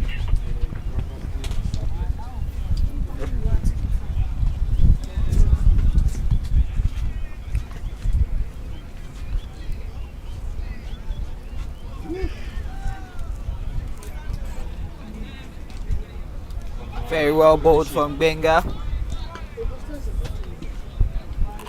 Talking about the sports festival, Sheil, it's going to be an explosive one. The Lagos male team wouldn't be at the sports festival, but the Lagos female team would be. The Edo has both male and female. Delta has both male and female, since they are the hosts. Kwara also has both male and female. So it's going to be a very close contest. Kaduna also has both male and female as well. But the big twist there is this: a few of the national team players might not be at the sports festival due to the T20 qualifiers holding on at Rwanda during that period. The sports festival was supposed to be November 28th to December 10 or thereabout, and this competition starts on the 1st to the 9th of December. But before then, they will have gone to Zimbabwe on a playing tour, and from Zimbabwe they will journey to Rwanda for the tournament itself. But it still promises to be an interesting tournament. Top 2 qualifiers from each group to go to the main qualifier itself, where Namibia and Uganda are waiting. Namibia experience. Yeah. And the T20. I looked at the way the tournament is structured. We're having a first qualifier that will happen in this November, still in Rwanda. Still in Rwanda, yeah. Rwanda is getting all I was just about to the say hosting rights, and they are doing something right in Rwanda, and I must commend them. What do you think they're doing right, John, that West Africa as a whole needs to also do, most especially Nigeria, as we have more tough? Yeah, when during the lockdown period, they were the country with the most compliance, and that counted for something. Coupled with their pitches, IPRC, it's a polytechnic, is not as good as Gahanga cricket stadium. So let's just before you continue, let's just say it's you've been there. Do you think it's as good as the pitch was saying right now? That's the University of Lagos Cricket Oval. No, I must not be sentimental. Ganga is better than Unilag Cricket Oval, but Unilag Cricket Oval is far better than IPRC. But you know, I was telling you about the tournament that is coming up from the 17th to 25th of November. That's in Pool 1, and we have countries like Botswana, Kenya, Lesotho, Malawi, Mali, Rwanda, St. Helena, and Seychelles. Top 2 from this qualifies for the next stage. Top 2 from Nigeria's group also qualifies for the next stage. Yeah. Oh, I think that ball did hit the batter. What was Okpe thinking of? That's a sure 2 runs. That's a sure 2 runs. What was he thinking of? He probably just felt that he might not be able to make his ground if he decides to go for that. It's about, and you need to see Okpe runs in a very funny manner, and that's why Ebenezer was a bit livid that that was a sure 2 runs. Good bowling from Monsieur Adebayo. I'm trying to look at the Rocks team. The only spinner I see here is Vini. Taiwo Ladunjoye isn't. Okay. They have one other spinner with them on the field. Oridota. Very well bowled from Monsieur Adebayo, and also very well played again from the batter.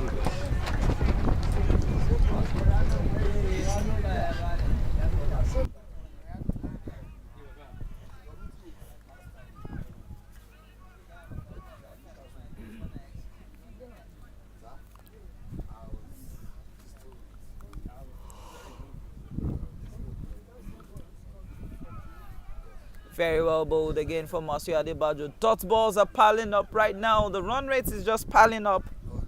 As after the end of the 3rd over, they are just 7 for 1. And the current run rate is 2.33, and the required run rate is now 7.53. What would be Igbobi's response now, as they need to start opening up and fire blazing if they're going to have any chance in winning this game? Benga coming in from the chapel end. I beg your pardon, Benga coming in from the farm end. Chapel end is just right behind us here.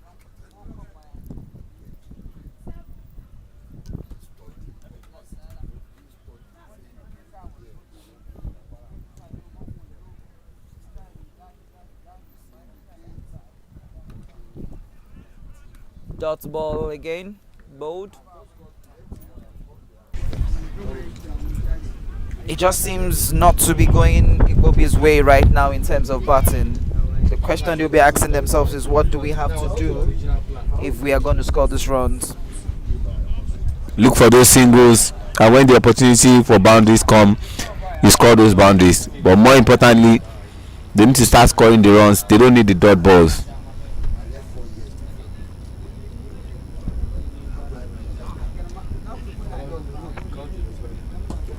Played away from mid on. Good throw from the fielder. Sheon, just look at what we're seeing right now. The backup for Rocks is top notch. Once a fielder throws the ball, you're having 2-3 fielders backing up the ball. Unlike Igbobi, where you had no fielder backing up the ball. It was like they were more relaxed, but we can say that Rocks, who have once played in Division 1, are showing the top class of the reason why they want to go back to play at Division 1 with the big boys. Oh, very well bowled from Benga. That was what I was saying, that I was coming there, that they are more experienced than Igbobi College. Even at that, you expected some basic things to be done while they were fielding in the first innings, but those things were not done, and here is Rocks, who are not giving them the same Christmas gifts that came in November that they gave them. Very well played, but straight to extra covers. Just one run.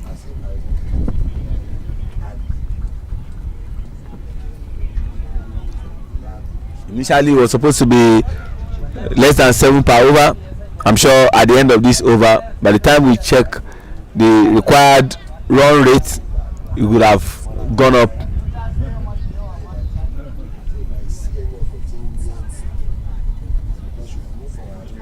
One more ball to be bowled. The dot ball just being bowled. What's your problem? They asked you to go to your papa's house.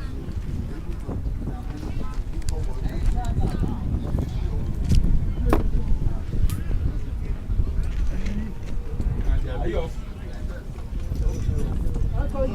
Tomorrow? Huh?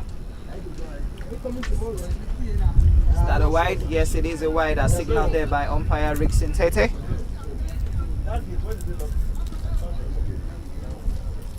It's outside the complex. That should be, I think that should be the first wide for this innings. Yes, the first wide for this innings. First extra actually. And that has taken Igbobi to 11 for 1. Oh, very well bowled. And that has brought us to the end of the 4th over show. Opemi is not connecting. We expected that based on our projection for them, they should be on nothing less than 24 or thereabouts, or maybe 28. But currently they are just 11 for 1 after 4. Required run rate has just shot up to 8, and the current run rate is 2.65. It was expected. At this rate, it would just be safe to say that if Igbobi cannot take advantage of the power play, then it's going to be very difficult for them to win this game. And it's my daughter that does this stuff started me, because I dropped the one competition in one or so. She said they are finished. I dropped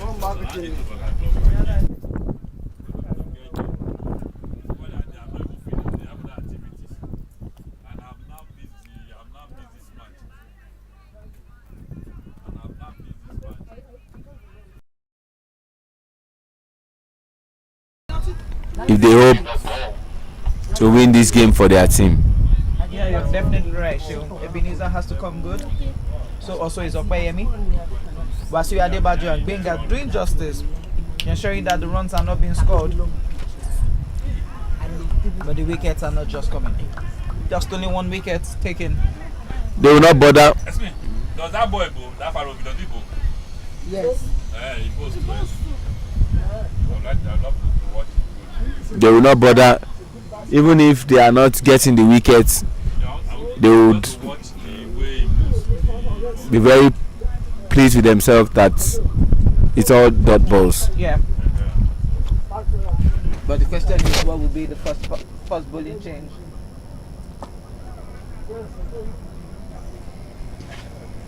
These are balls you need to drive, so these are balls you need to drive. You don't need to be so casual with these balls. You need to drive these balls to score the runs. Maybe are batting like this is the first innings. So I'm just imagining if it was the first one that batted the first innings. Still no run. Dot ball again. Some more balls to be bowled. Quickly, let's run you through what's going to happen in the Division 2 format. It's a T20 where everybody plays fast. Fast.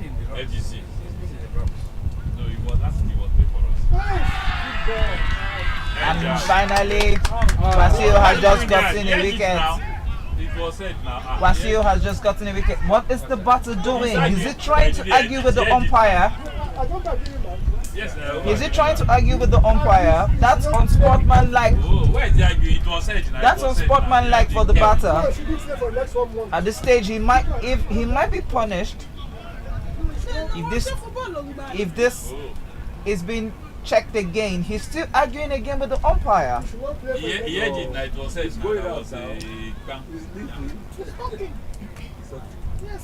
Latif, cricket keeper. And the umpires are, I think Olumide is taking it down. Oh, I should just try And he's checking the time. That's on spot like chill. Ebenezer wasn't so pleased with his action, but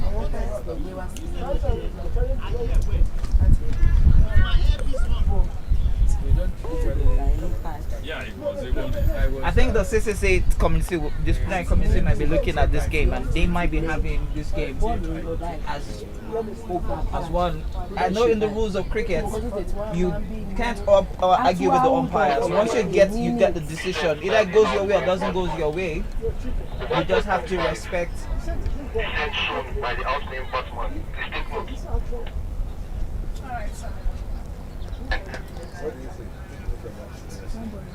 So as it is right now, Who is it? we might be seeing.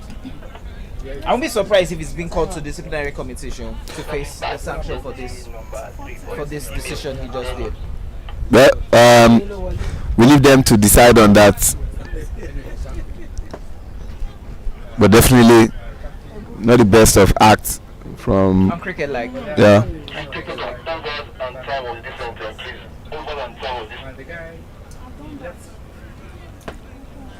Teniola on strike. Very well played from the young lady. Run out chance, wrong end.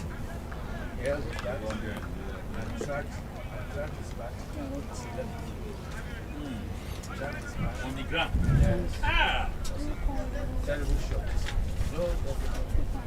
In comes Boka Teniola for Played one run. for Ebenezer. She was unsure of whether to take that run or not, but was encouraged by Ekpayemi, the other batter.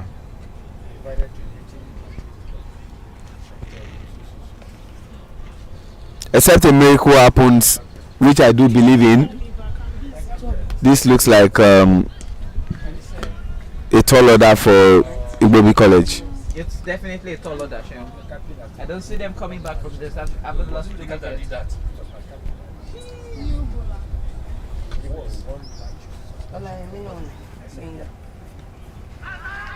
Appeal for LBW. Umpire Rick Sintete walking away, saying that is not an LB.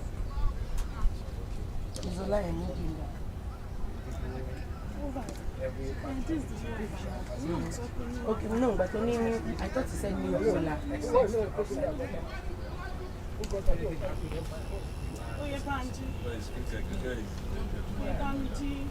why when they finish the game, you have to form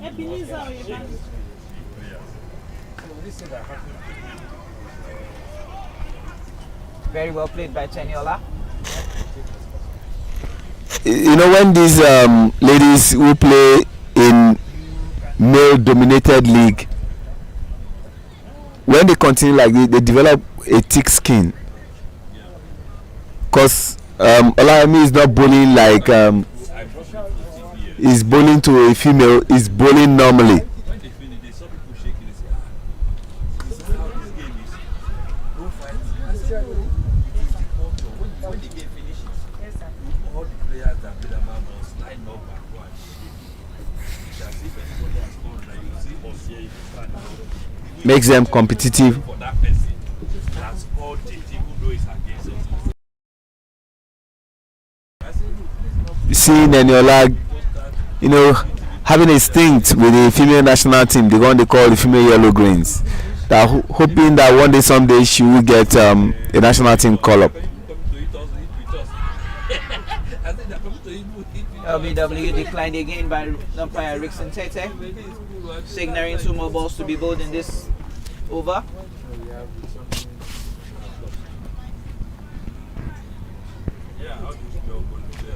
I say big kudos to engineer YISHAWU. Pet Foundation, Kwesi Sego, Lagos State Cricket Association, MAGA Drinks, CWAY Water, and Nigerian Cricket Federation. So also let's not forget the Lagos State Cricket Association. I mentioned them earlier. Okay, you did. Apparently, you're not listening to me. I was quite a little bit distracted. Yeah.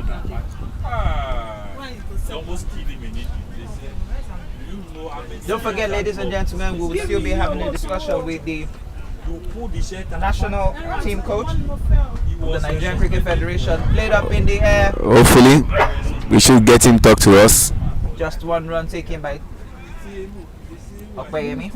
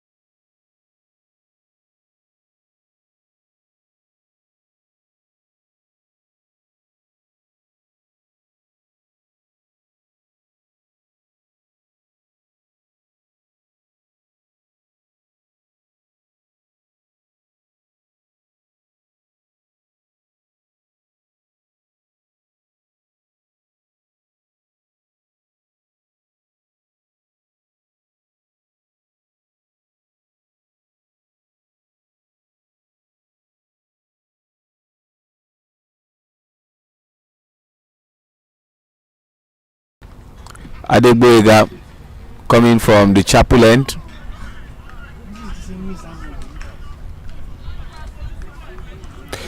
Igbobi College is just making it more difficult for themselves. You could hear from the commentary box, that is Yemi Almusa, the grounds head staff for here. And I must say, every balls we've seen, both from Wasiu Adebajo to Benga and now the new bowler, have just been our volleyballs that should be dispatched to the boundaries, but rather they are just playing forward defensive. I don't see Igbobi scoring runs this way. If they continue at this rate, probably they will be all out for 50 or 60.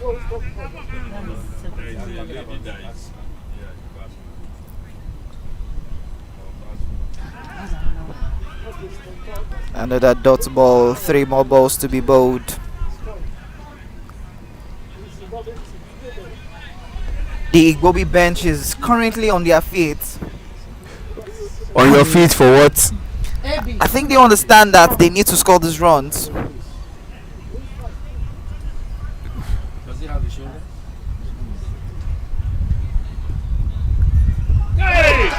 I don't understand what he just came to do. I just don't understand. You went across the line of the ball and you just did well left and your thumbs just got dislodged. He left it. That was excellent bowling there from Adegboyega. Excellent bowling, yeah, sure, but let's talk about what the batter did. You don't go across the line of the ball. Sure, you don't go across the line of the ball without the intention of slugging him down to the onside for the boundary. You went across the line of the ball. You raised your bat up and expect the ball to go down where? To the leg side? Probably that was an in-swinger, but that's stupid. No, he just let it. He was already ready to play. Yes, that he sat beside her. What's her name? No, not.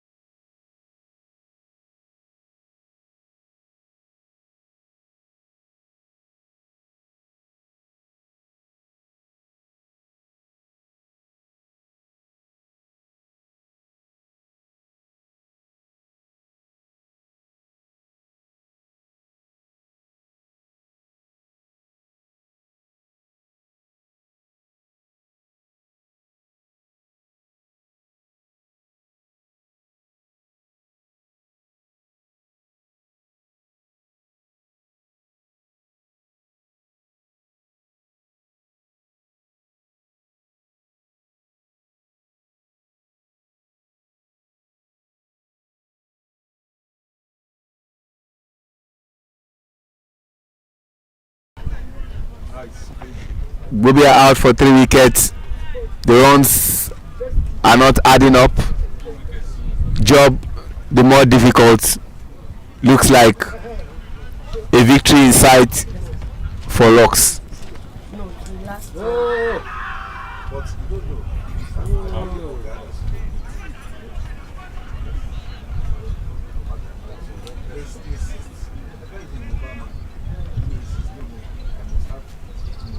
How many wickets? Was it 2 or 3? 3. Okay, 2 years on. Maybe. I don't think so. I know. Somebody come. Thank you. And that has brought us to the end of the 7th over. Show it's 17 runs, 3 wickets, 7 overs. Required run rate now has moved to 9.08. Current run rate is 2.43. The current run rate just keep dropping, and you can see on your screen Igbobi's team are currently on their field, on their feet. They are on their feet. And also, just by the net side, you can see Coach Ute having a discussion, having a section with some of the national team players. And over far there is Isaac Okwe with Tikolo and Ashmit Chester. Ashmit Chester, yes. Ashmit's batting is Isaac Okwe. Very well disciplined. Hopefully, we would see the best of the national team.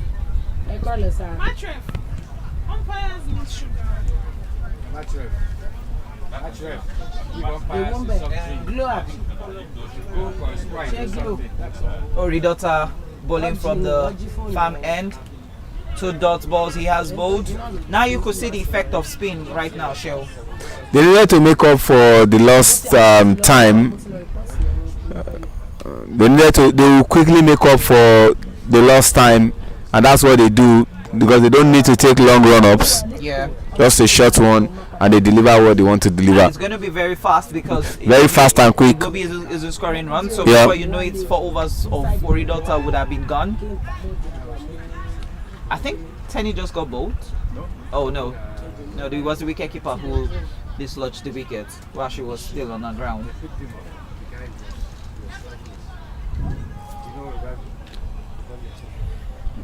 And that's what we're talking about, that what they gave them, Rocks wasn't given.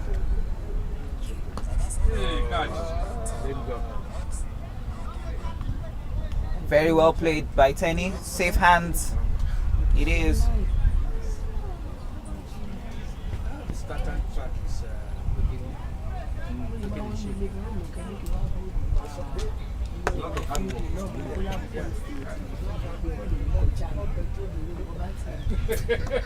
Oh, very well bowled by Oridota. Dot ball again. Please, attend to this guy.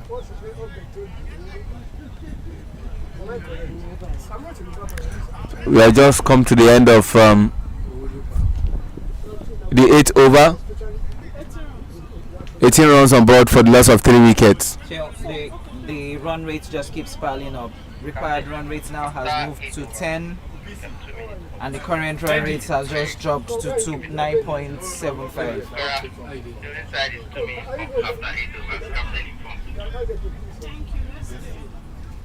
You find me and I paid my fine. Zeal. The fine was not sufficient. Yeah, we are here tomorrow.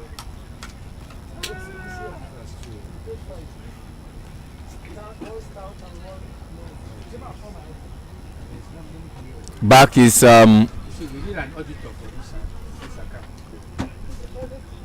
It's a private account.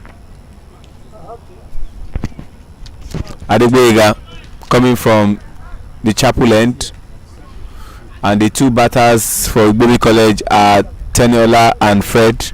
Coincidentally, they both wear 3-3. I mean jersey number 3. So there is a 3 for female and there is a 3 for male.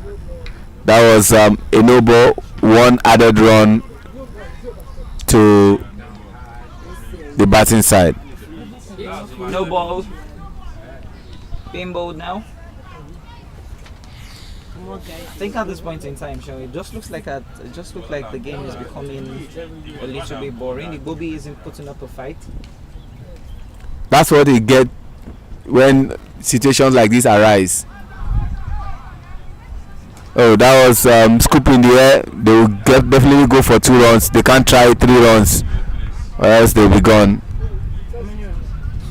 Good pickup from Joshua.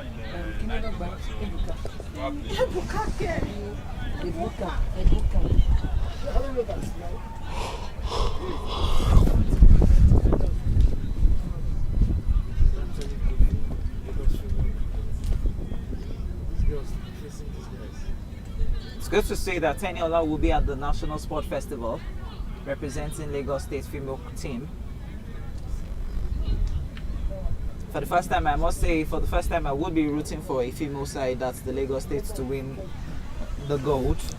But it will come a bit difficult knowing that there's still a team like Edo State who have considerable number of national team players in their ranks, but sometimes names don't play cricket. Yeah, it comes down to the team that wants it the most on that day. So if the star-studded Edo State don't pull their weight, they could be beaten.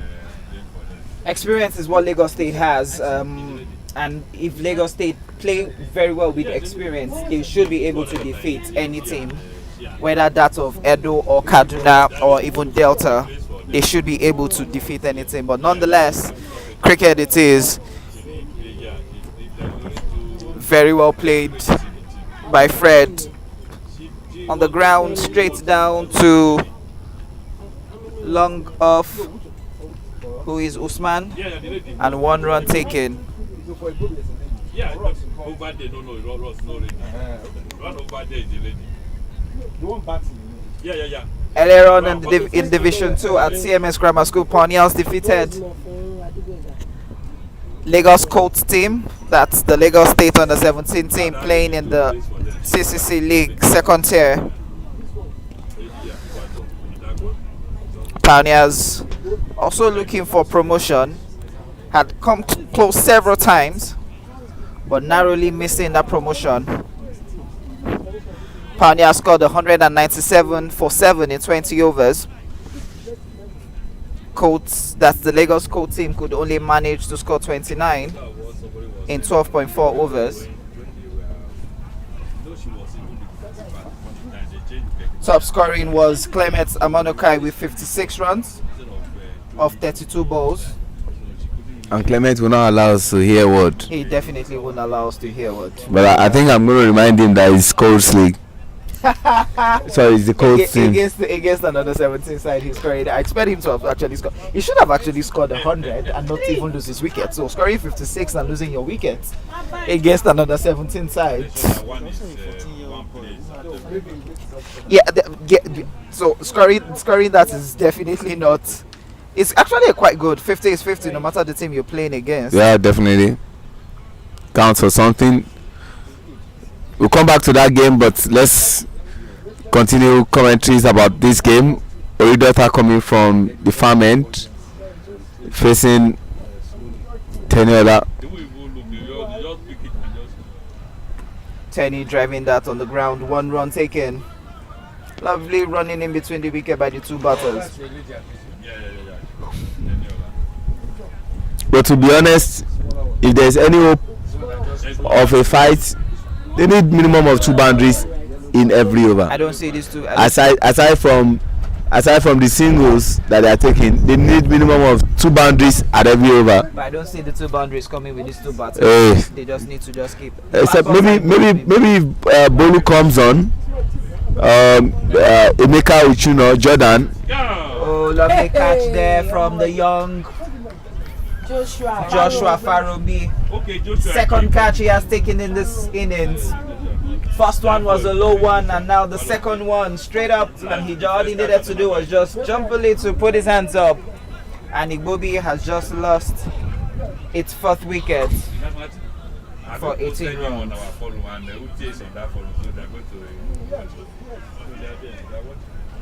Out goes Fred. Have you posted it on our photo? I know Jay on that photo. In comes Bolu. 4 for 18. After 4 for 25 after 9.4 overs. The new batter just looks like he's really not in to play. He's coming in quite casual, like he has already given up the fight.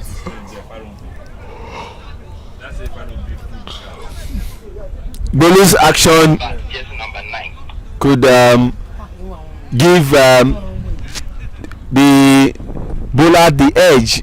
Is coming with this mindset of looks like this game is done and dusted. Doesn't exude any confidence with the way he was coming on to the pitch. But hey, your movement sometimes don't determine what you are going to do on the pitch. I was just about to say that also, Sean. Your movement also doesn't determine how your action will be on the field. Very well played from Bolu. Back foot on the ground. I think he wants to slug, and that's he's beginning to show his intent.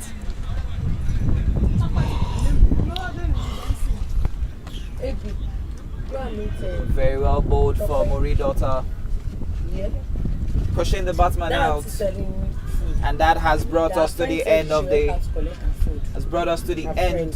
10th over. Sheon, we've just gone halfway in this innings, and it's just 25 runs for the loss of 4 wickets. That's absolutely terrible. And at the first innings, when they were on 10 overs, they were close to 80 or more than. Required run rate now is at 11 runs per over. Current run rate is 2.50 per over. This looks like a total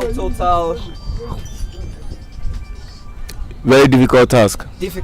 110 runs to win in 60 balls. 110 runs to win in 60 balls. White ball bowled.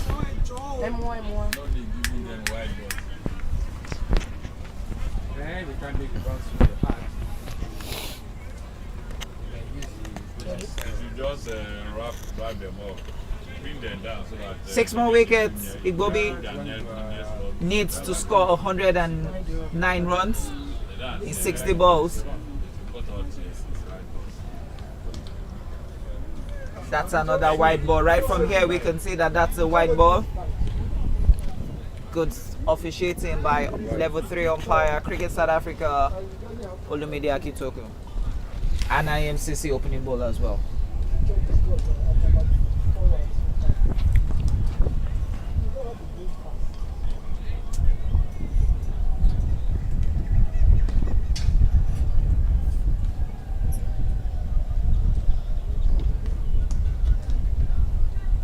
Now good comeback from him. Dots ball. Bowled.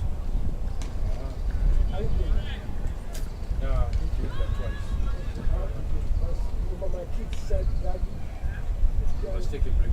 Oh,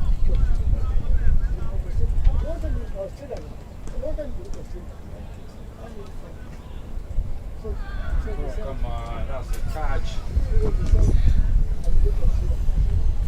We have come. Dead ball being called by the umpire.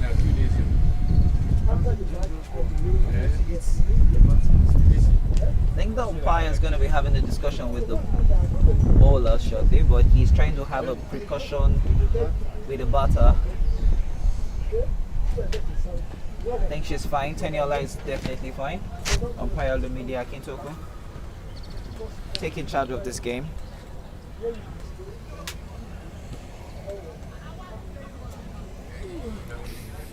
All safety precautionary measures must be adhered to in a game of cricket.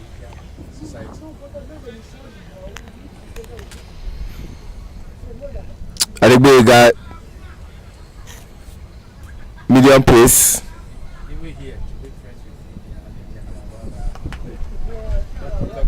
Another dots ball.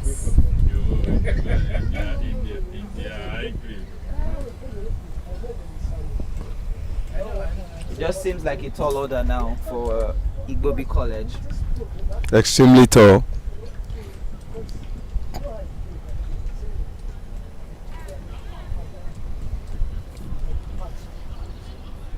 That should be a wide. Yes, definitely a wide.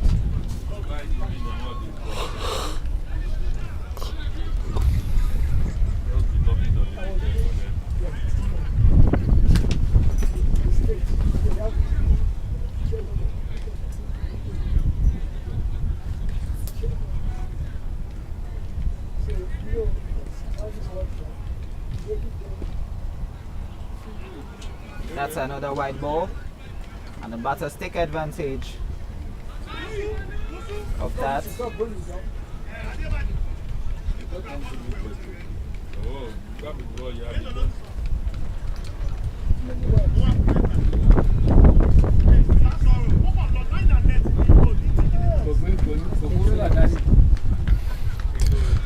Captain Usman Adebi is talking to Adegboyega to just do the basics. Don't force it. We would even prefer the batter playing you than for you to give wide. Yeah. And I'm sure this is to the admiration of his teammates and by extension the standing coach for today and the captain. Quickly, let's show you what's you'll be expected to see live on YouTube next week. First game will be at 10 a.m. and that is FGC Federal Government College Ugeli slugging it out with Ibejulekri Cricket Club 1. And at 2 p.m. is what I call the revenge, the second leg between Foundation Cricket Club and Government College Ibadan Cricket Club. That would also be by 2 p.m. Both games will be brought to you live on our YouTube page, so subscribe to the page and like to get notifications of all the league games. And after bringing us to the end of that over, we'd like to say a very big thank you to Engineer GBOLAHAN, YISHAWU. Big thank you to MAGA Drinks and CWAY. So also a big thank you to SAGOE Family Foundation and the Nigerian Cricket Federation, Lagos State Cricket Association, and finally Pet Foundation. Also, let's thank ourselves for if we haven't done this good job, people won't be able to watch cricket, and most especially to the executive of the Club Cricket Committee for seeing the vision of having cricket being streamed live to the world. It's just the way to go. It's the way to go, and I think we can do better. Definitely, we can do better. All we just need is just support, sponsorship, and games will be brought to you daily. Very well played by Tenny. Good call in from Tenny for a single. When you play, you are not even ready.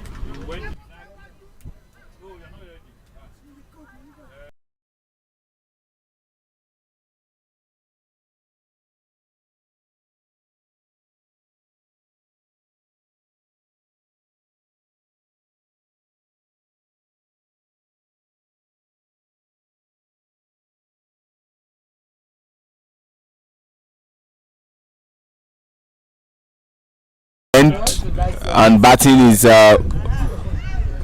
Bolu.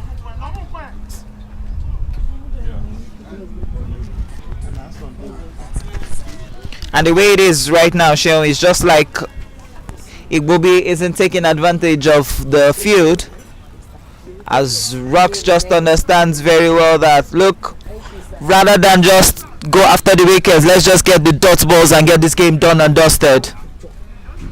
And it's going gradually. Vinny missed that. Would that raced all the way to the boundary for 4? He didn't go. That's very funny. The outfield is quite slow. And 3 runs has just been taken. I thought the ball was going to go all the way to the boundary for 4, but the outfield is slow. So they were quite lucky to just get 3 runs. You could see Vinny trying to rewarm himself up and running back to his position at second slip.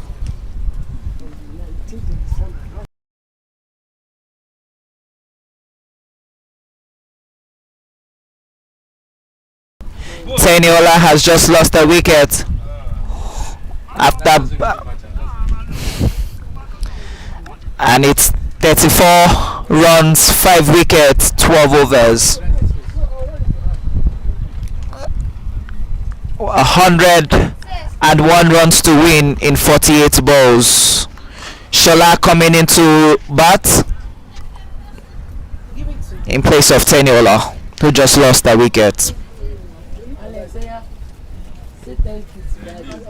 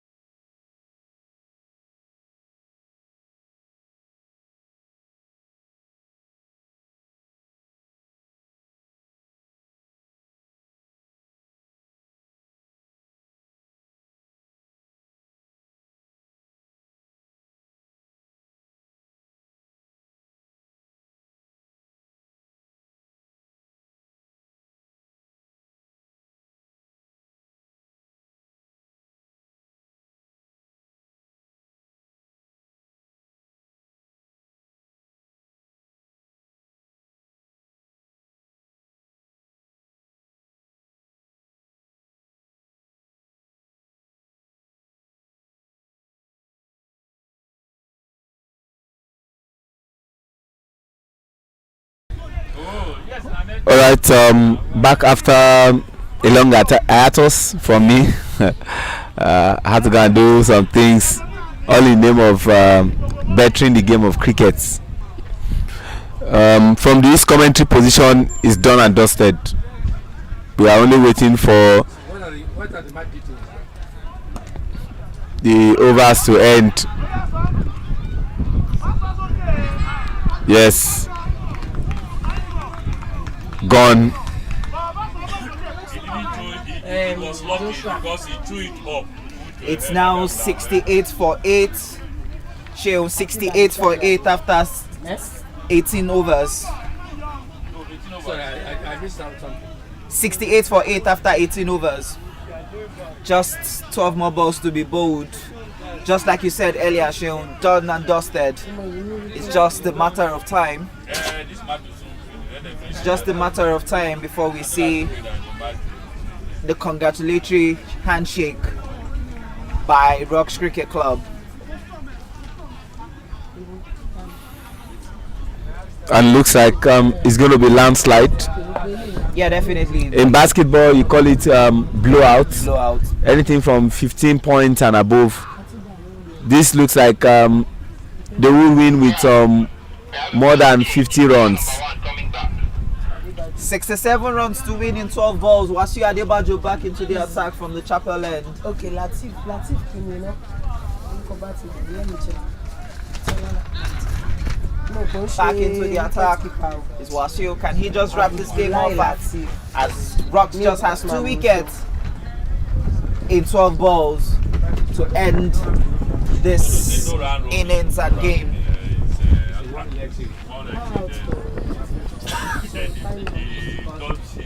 Dot ball.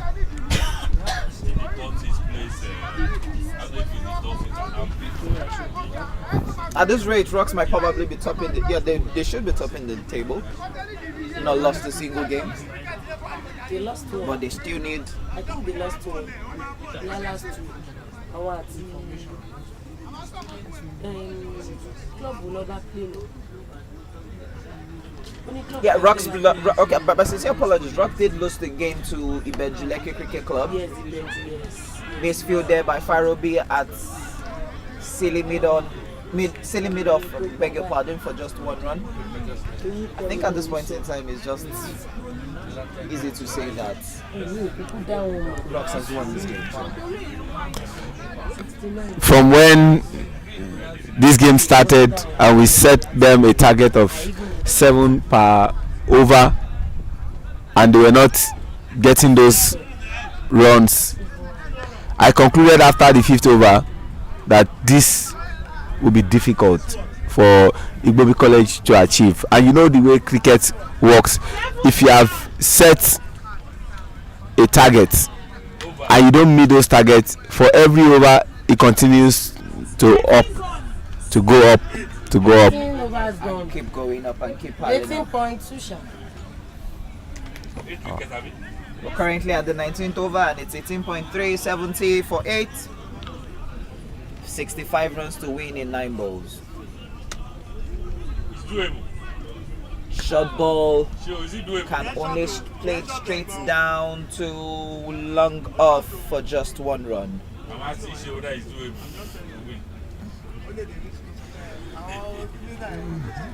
Adebayo back to the chapel end, keeping it basic.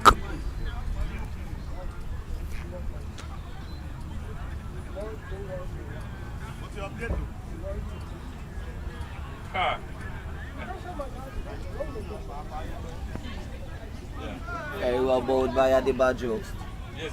That should be taking us to the last ball of the over.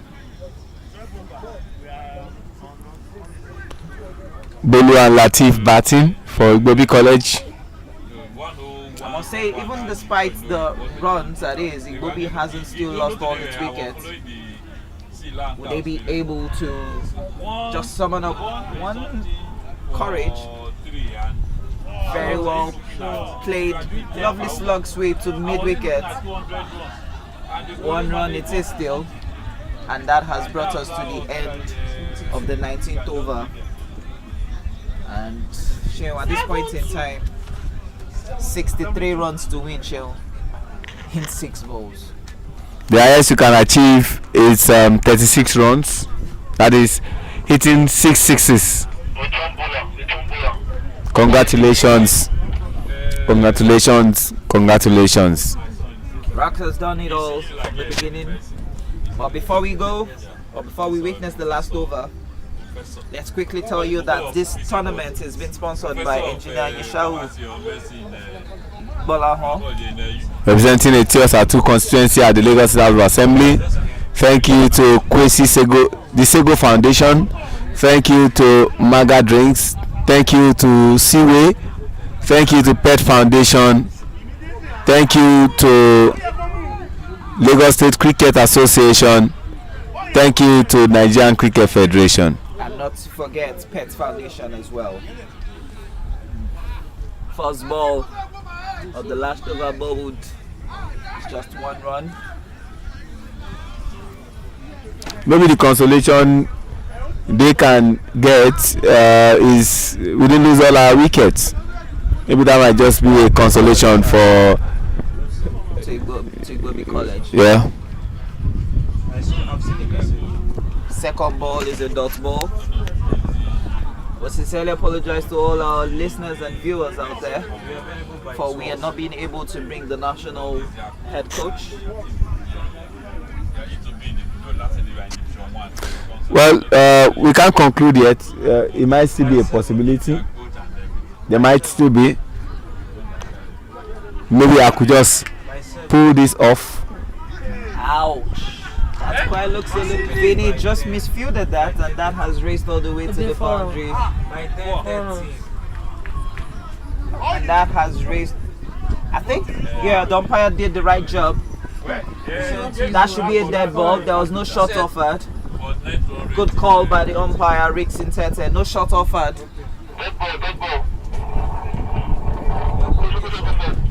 Good call there by Rick Sintete. No shot offered, it is.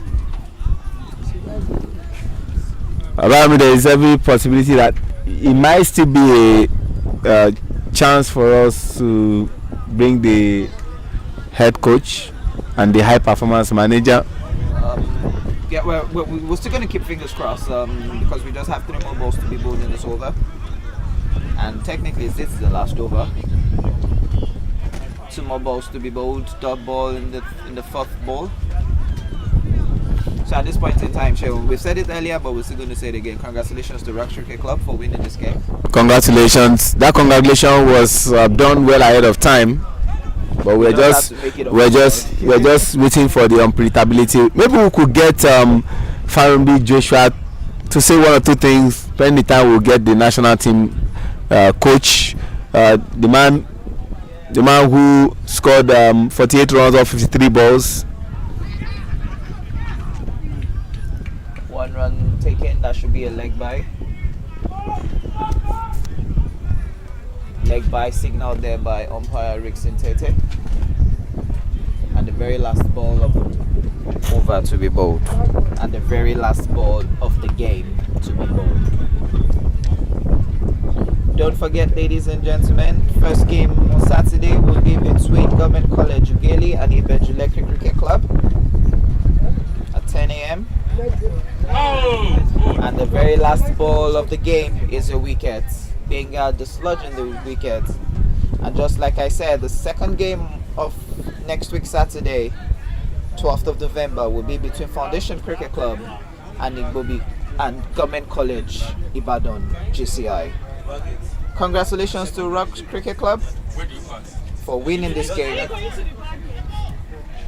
Very good game it is, Shehu. So let me hang in there. Congratulations once again to Rox. Let me get Farumbi and coach Steve Tikolo, but we'll be back shortly to conduct a few interviews.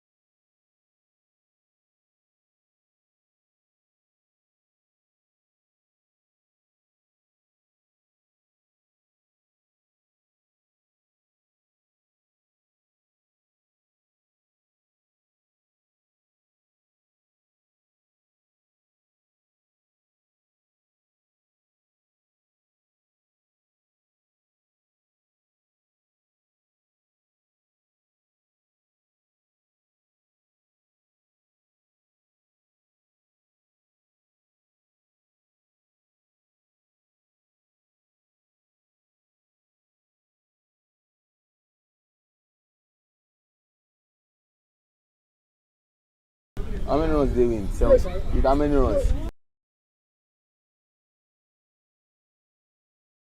I want to put the Ebenezer for the science. We're back to the cricket pitch, and we have Farumbi Joshua. Good afternoon, Farumbi. Yes, good afternoon, sir. How excited are you scoring 48 runs today? I'm very, very happy. How old are you? I'm 13 years old. You're in what class? I'm in GS2. What school? Sebelendent at Ogun State. You scored 48 runs today. Is that the highest runs you ever scored since you started playing cricket? Yes. That's the highest score as I have ever scored in my life. What age did you start playing cricket? I started playing cricket at 10 years old. When I'm in primary 6. Who introduced you to cricket? Mr. I don't understand I don't remember the name of the man, but he's a man. He's a match. But Joshua, one would have thought that you should be football, not cricket. So why cricket? Why did you choose cricket ahead of every other sport? Because I have the passion for it, and I know that I will succeed in it. And because football, if I said I should go to football, I may not quickly enter the team because there are too many. So I choose cricket as my game. So you chose cricket as your game. Now, finally, before I let you go, what are the heights you are looking forward to achieving in cricket? You want to play at under 17, under 19, the national team, play for Ogun State, play for Nigeria. So what are the heights you are looking at? Who is that role model that you always look up to and you want to be like in cricket? My role model is my coach that coached me from primary school. What's the name of your coach? Mr. Ogunlola Joshua. Oh, Joshua Ogunlola. Yeah, Joshua Ogunlola. So you want to play for Nigeria at under 17, under 19, and then the national team one day? Yes, sir. So I wish you all the best, Farumbi Joshua. Yes, sir. Thank you, sir. Congratulations once again. Thank you, sir. All right, that was Farumbi.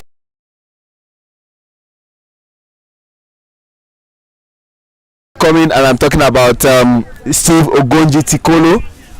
He's been working his socks up for Nigeria's tournament coming up in Rwanda from the 1st to the 9th of December.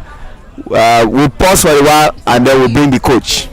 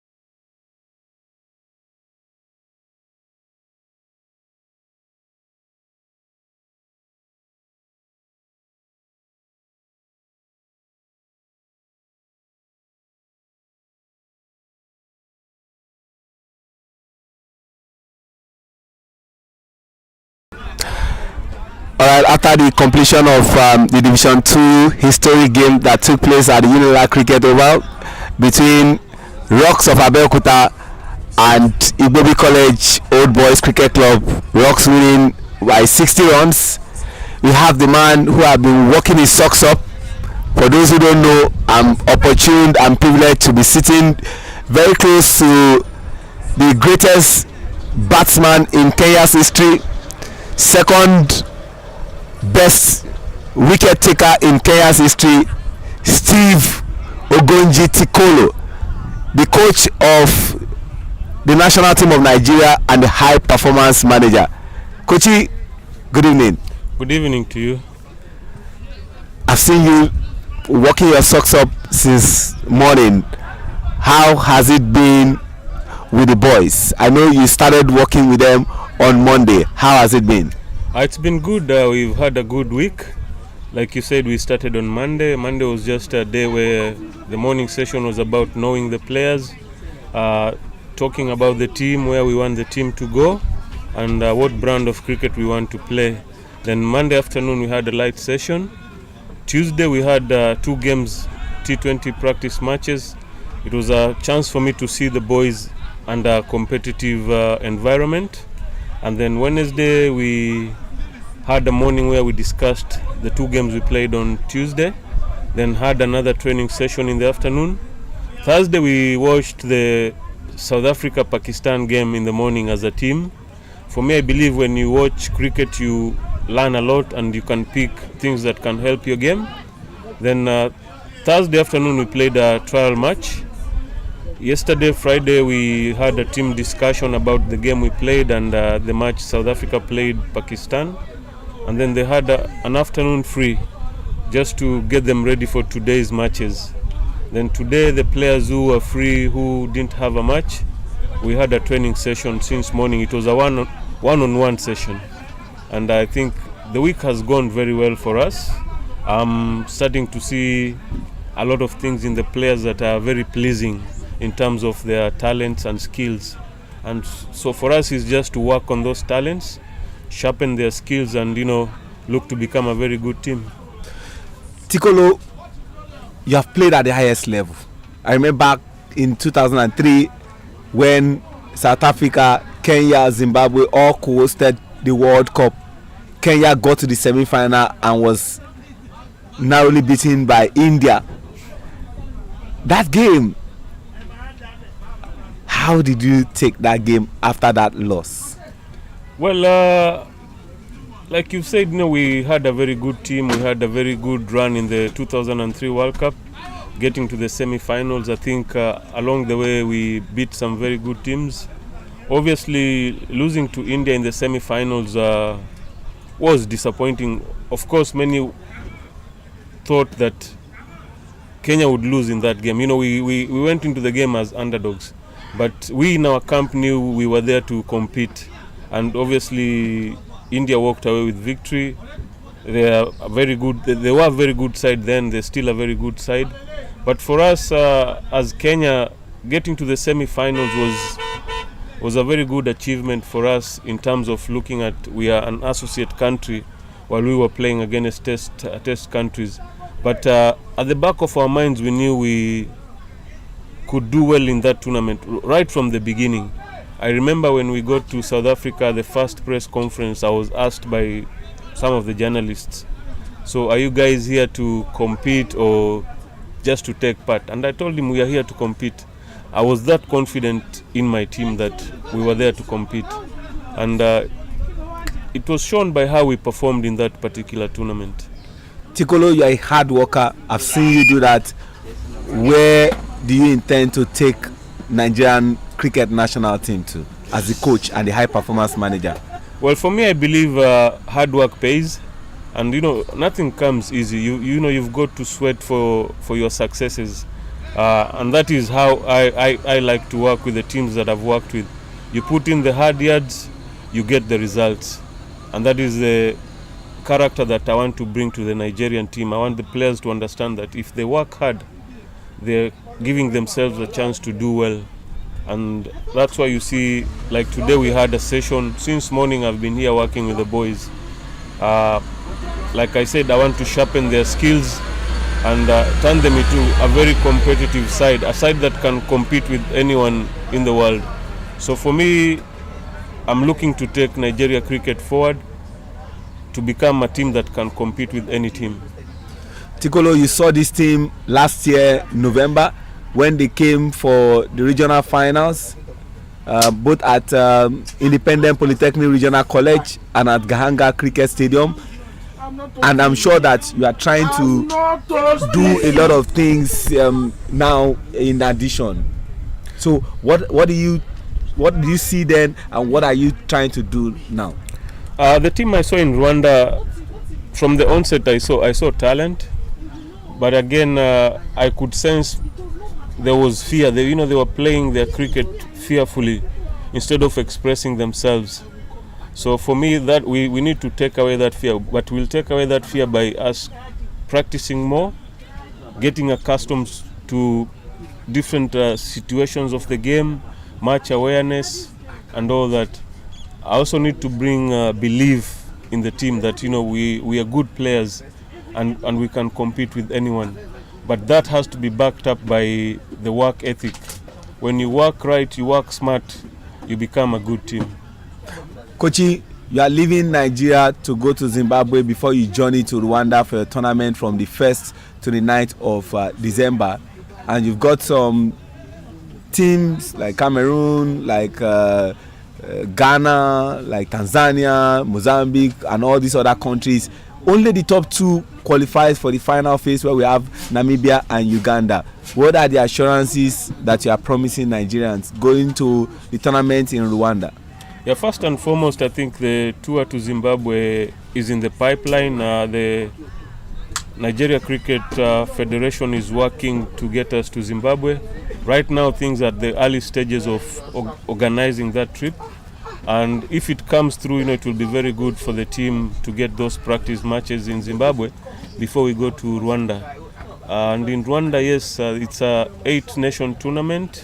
Like you said, I think we will face Ghana, we'll face Tanzania, Mozambique, Cameroon, Seychelles, and all the likes. Yeah. So the top 2 teams go to the next round.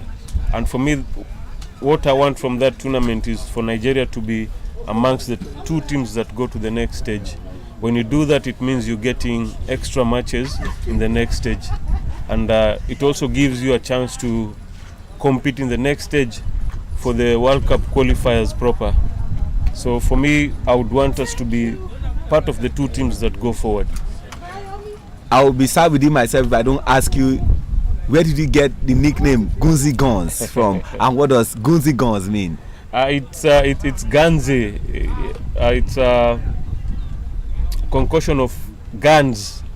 Guns means okay. I was given the name by my teammates. One of my teammates is late. May his soul rest in place. He's Martin Odumbe, one of the Odumbe brothers. He's the one who gave me that name because of how hard I used to hit the ball. And when the ball left my bat, it traveled like a bullet. Yo, Gunzi Guns. Yeah, so that's where the name Guns comes from. It's like a gun shooting a bullet. So the ball used to come from my bat like a bullet. Finally, Kochi, you have played at the highest level. This World Cup taking place in Australia. Australia have been knocked out, and we know they are the defending champion. If you had to pitch your tent, who will take it at the end of the day? People are mentioning South Africa. People are mentioning England. There is still an India somewhere. If you are to put your smart money on a team, who will you be looking at? It's really a tough one. There are quite a number of good teams left there. There's England, there's New Zealand. Yeah. Those 2 have qualified. There's South Africa, there's India. I don't know if Pakistan have an outside chance, but I would say it's between England and India. No chance for South Africa? South Africa, I would want them to go through, but looking at how the other teams are, I would say between Indians and England. We'll be speaking to the high performance manager and the coach of the national team of Nigeria, Steve Ogonji Tikolo, Gunzi Guns. So whenever you hear that word Gunzi Guns, it means the man that strikes the ball so hard. He is the greatest batter in Kenya's history and the second best bowler in Kenya's history. We want to say thank you very much for your time, Kochi, and we wish you all the best in your quest to take Nigeria cricket to the next level. Amen. And thanks for having me. Thank you. That's the side of the package. He's been working since morning and he still found time to come and talk to us. We can't thank him enough. Abayomi, that's how the cookie crumbles. What a way to end this weekend, to have the coach of the national team come talk to us. Yeah, definitely, Shane. What a way to end this weekend. And ladies and gentlemen, don't forget, just like we said, the games will be brought to you live again next week. Saturday, as we have GCU take on Ibejulekri Cricket 1 and FCC take on GCI. Shane, from me, it is goodbye and stay blessed. Thank you very much.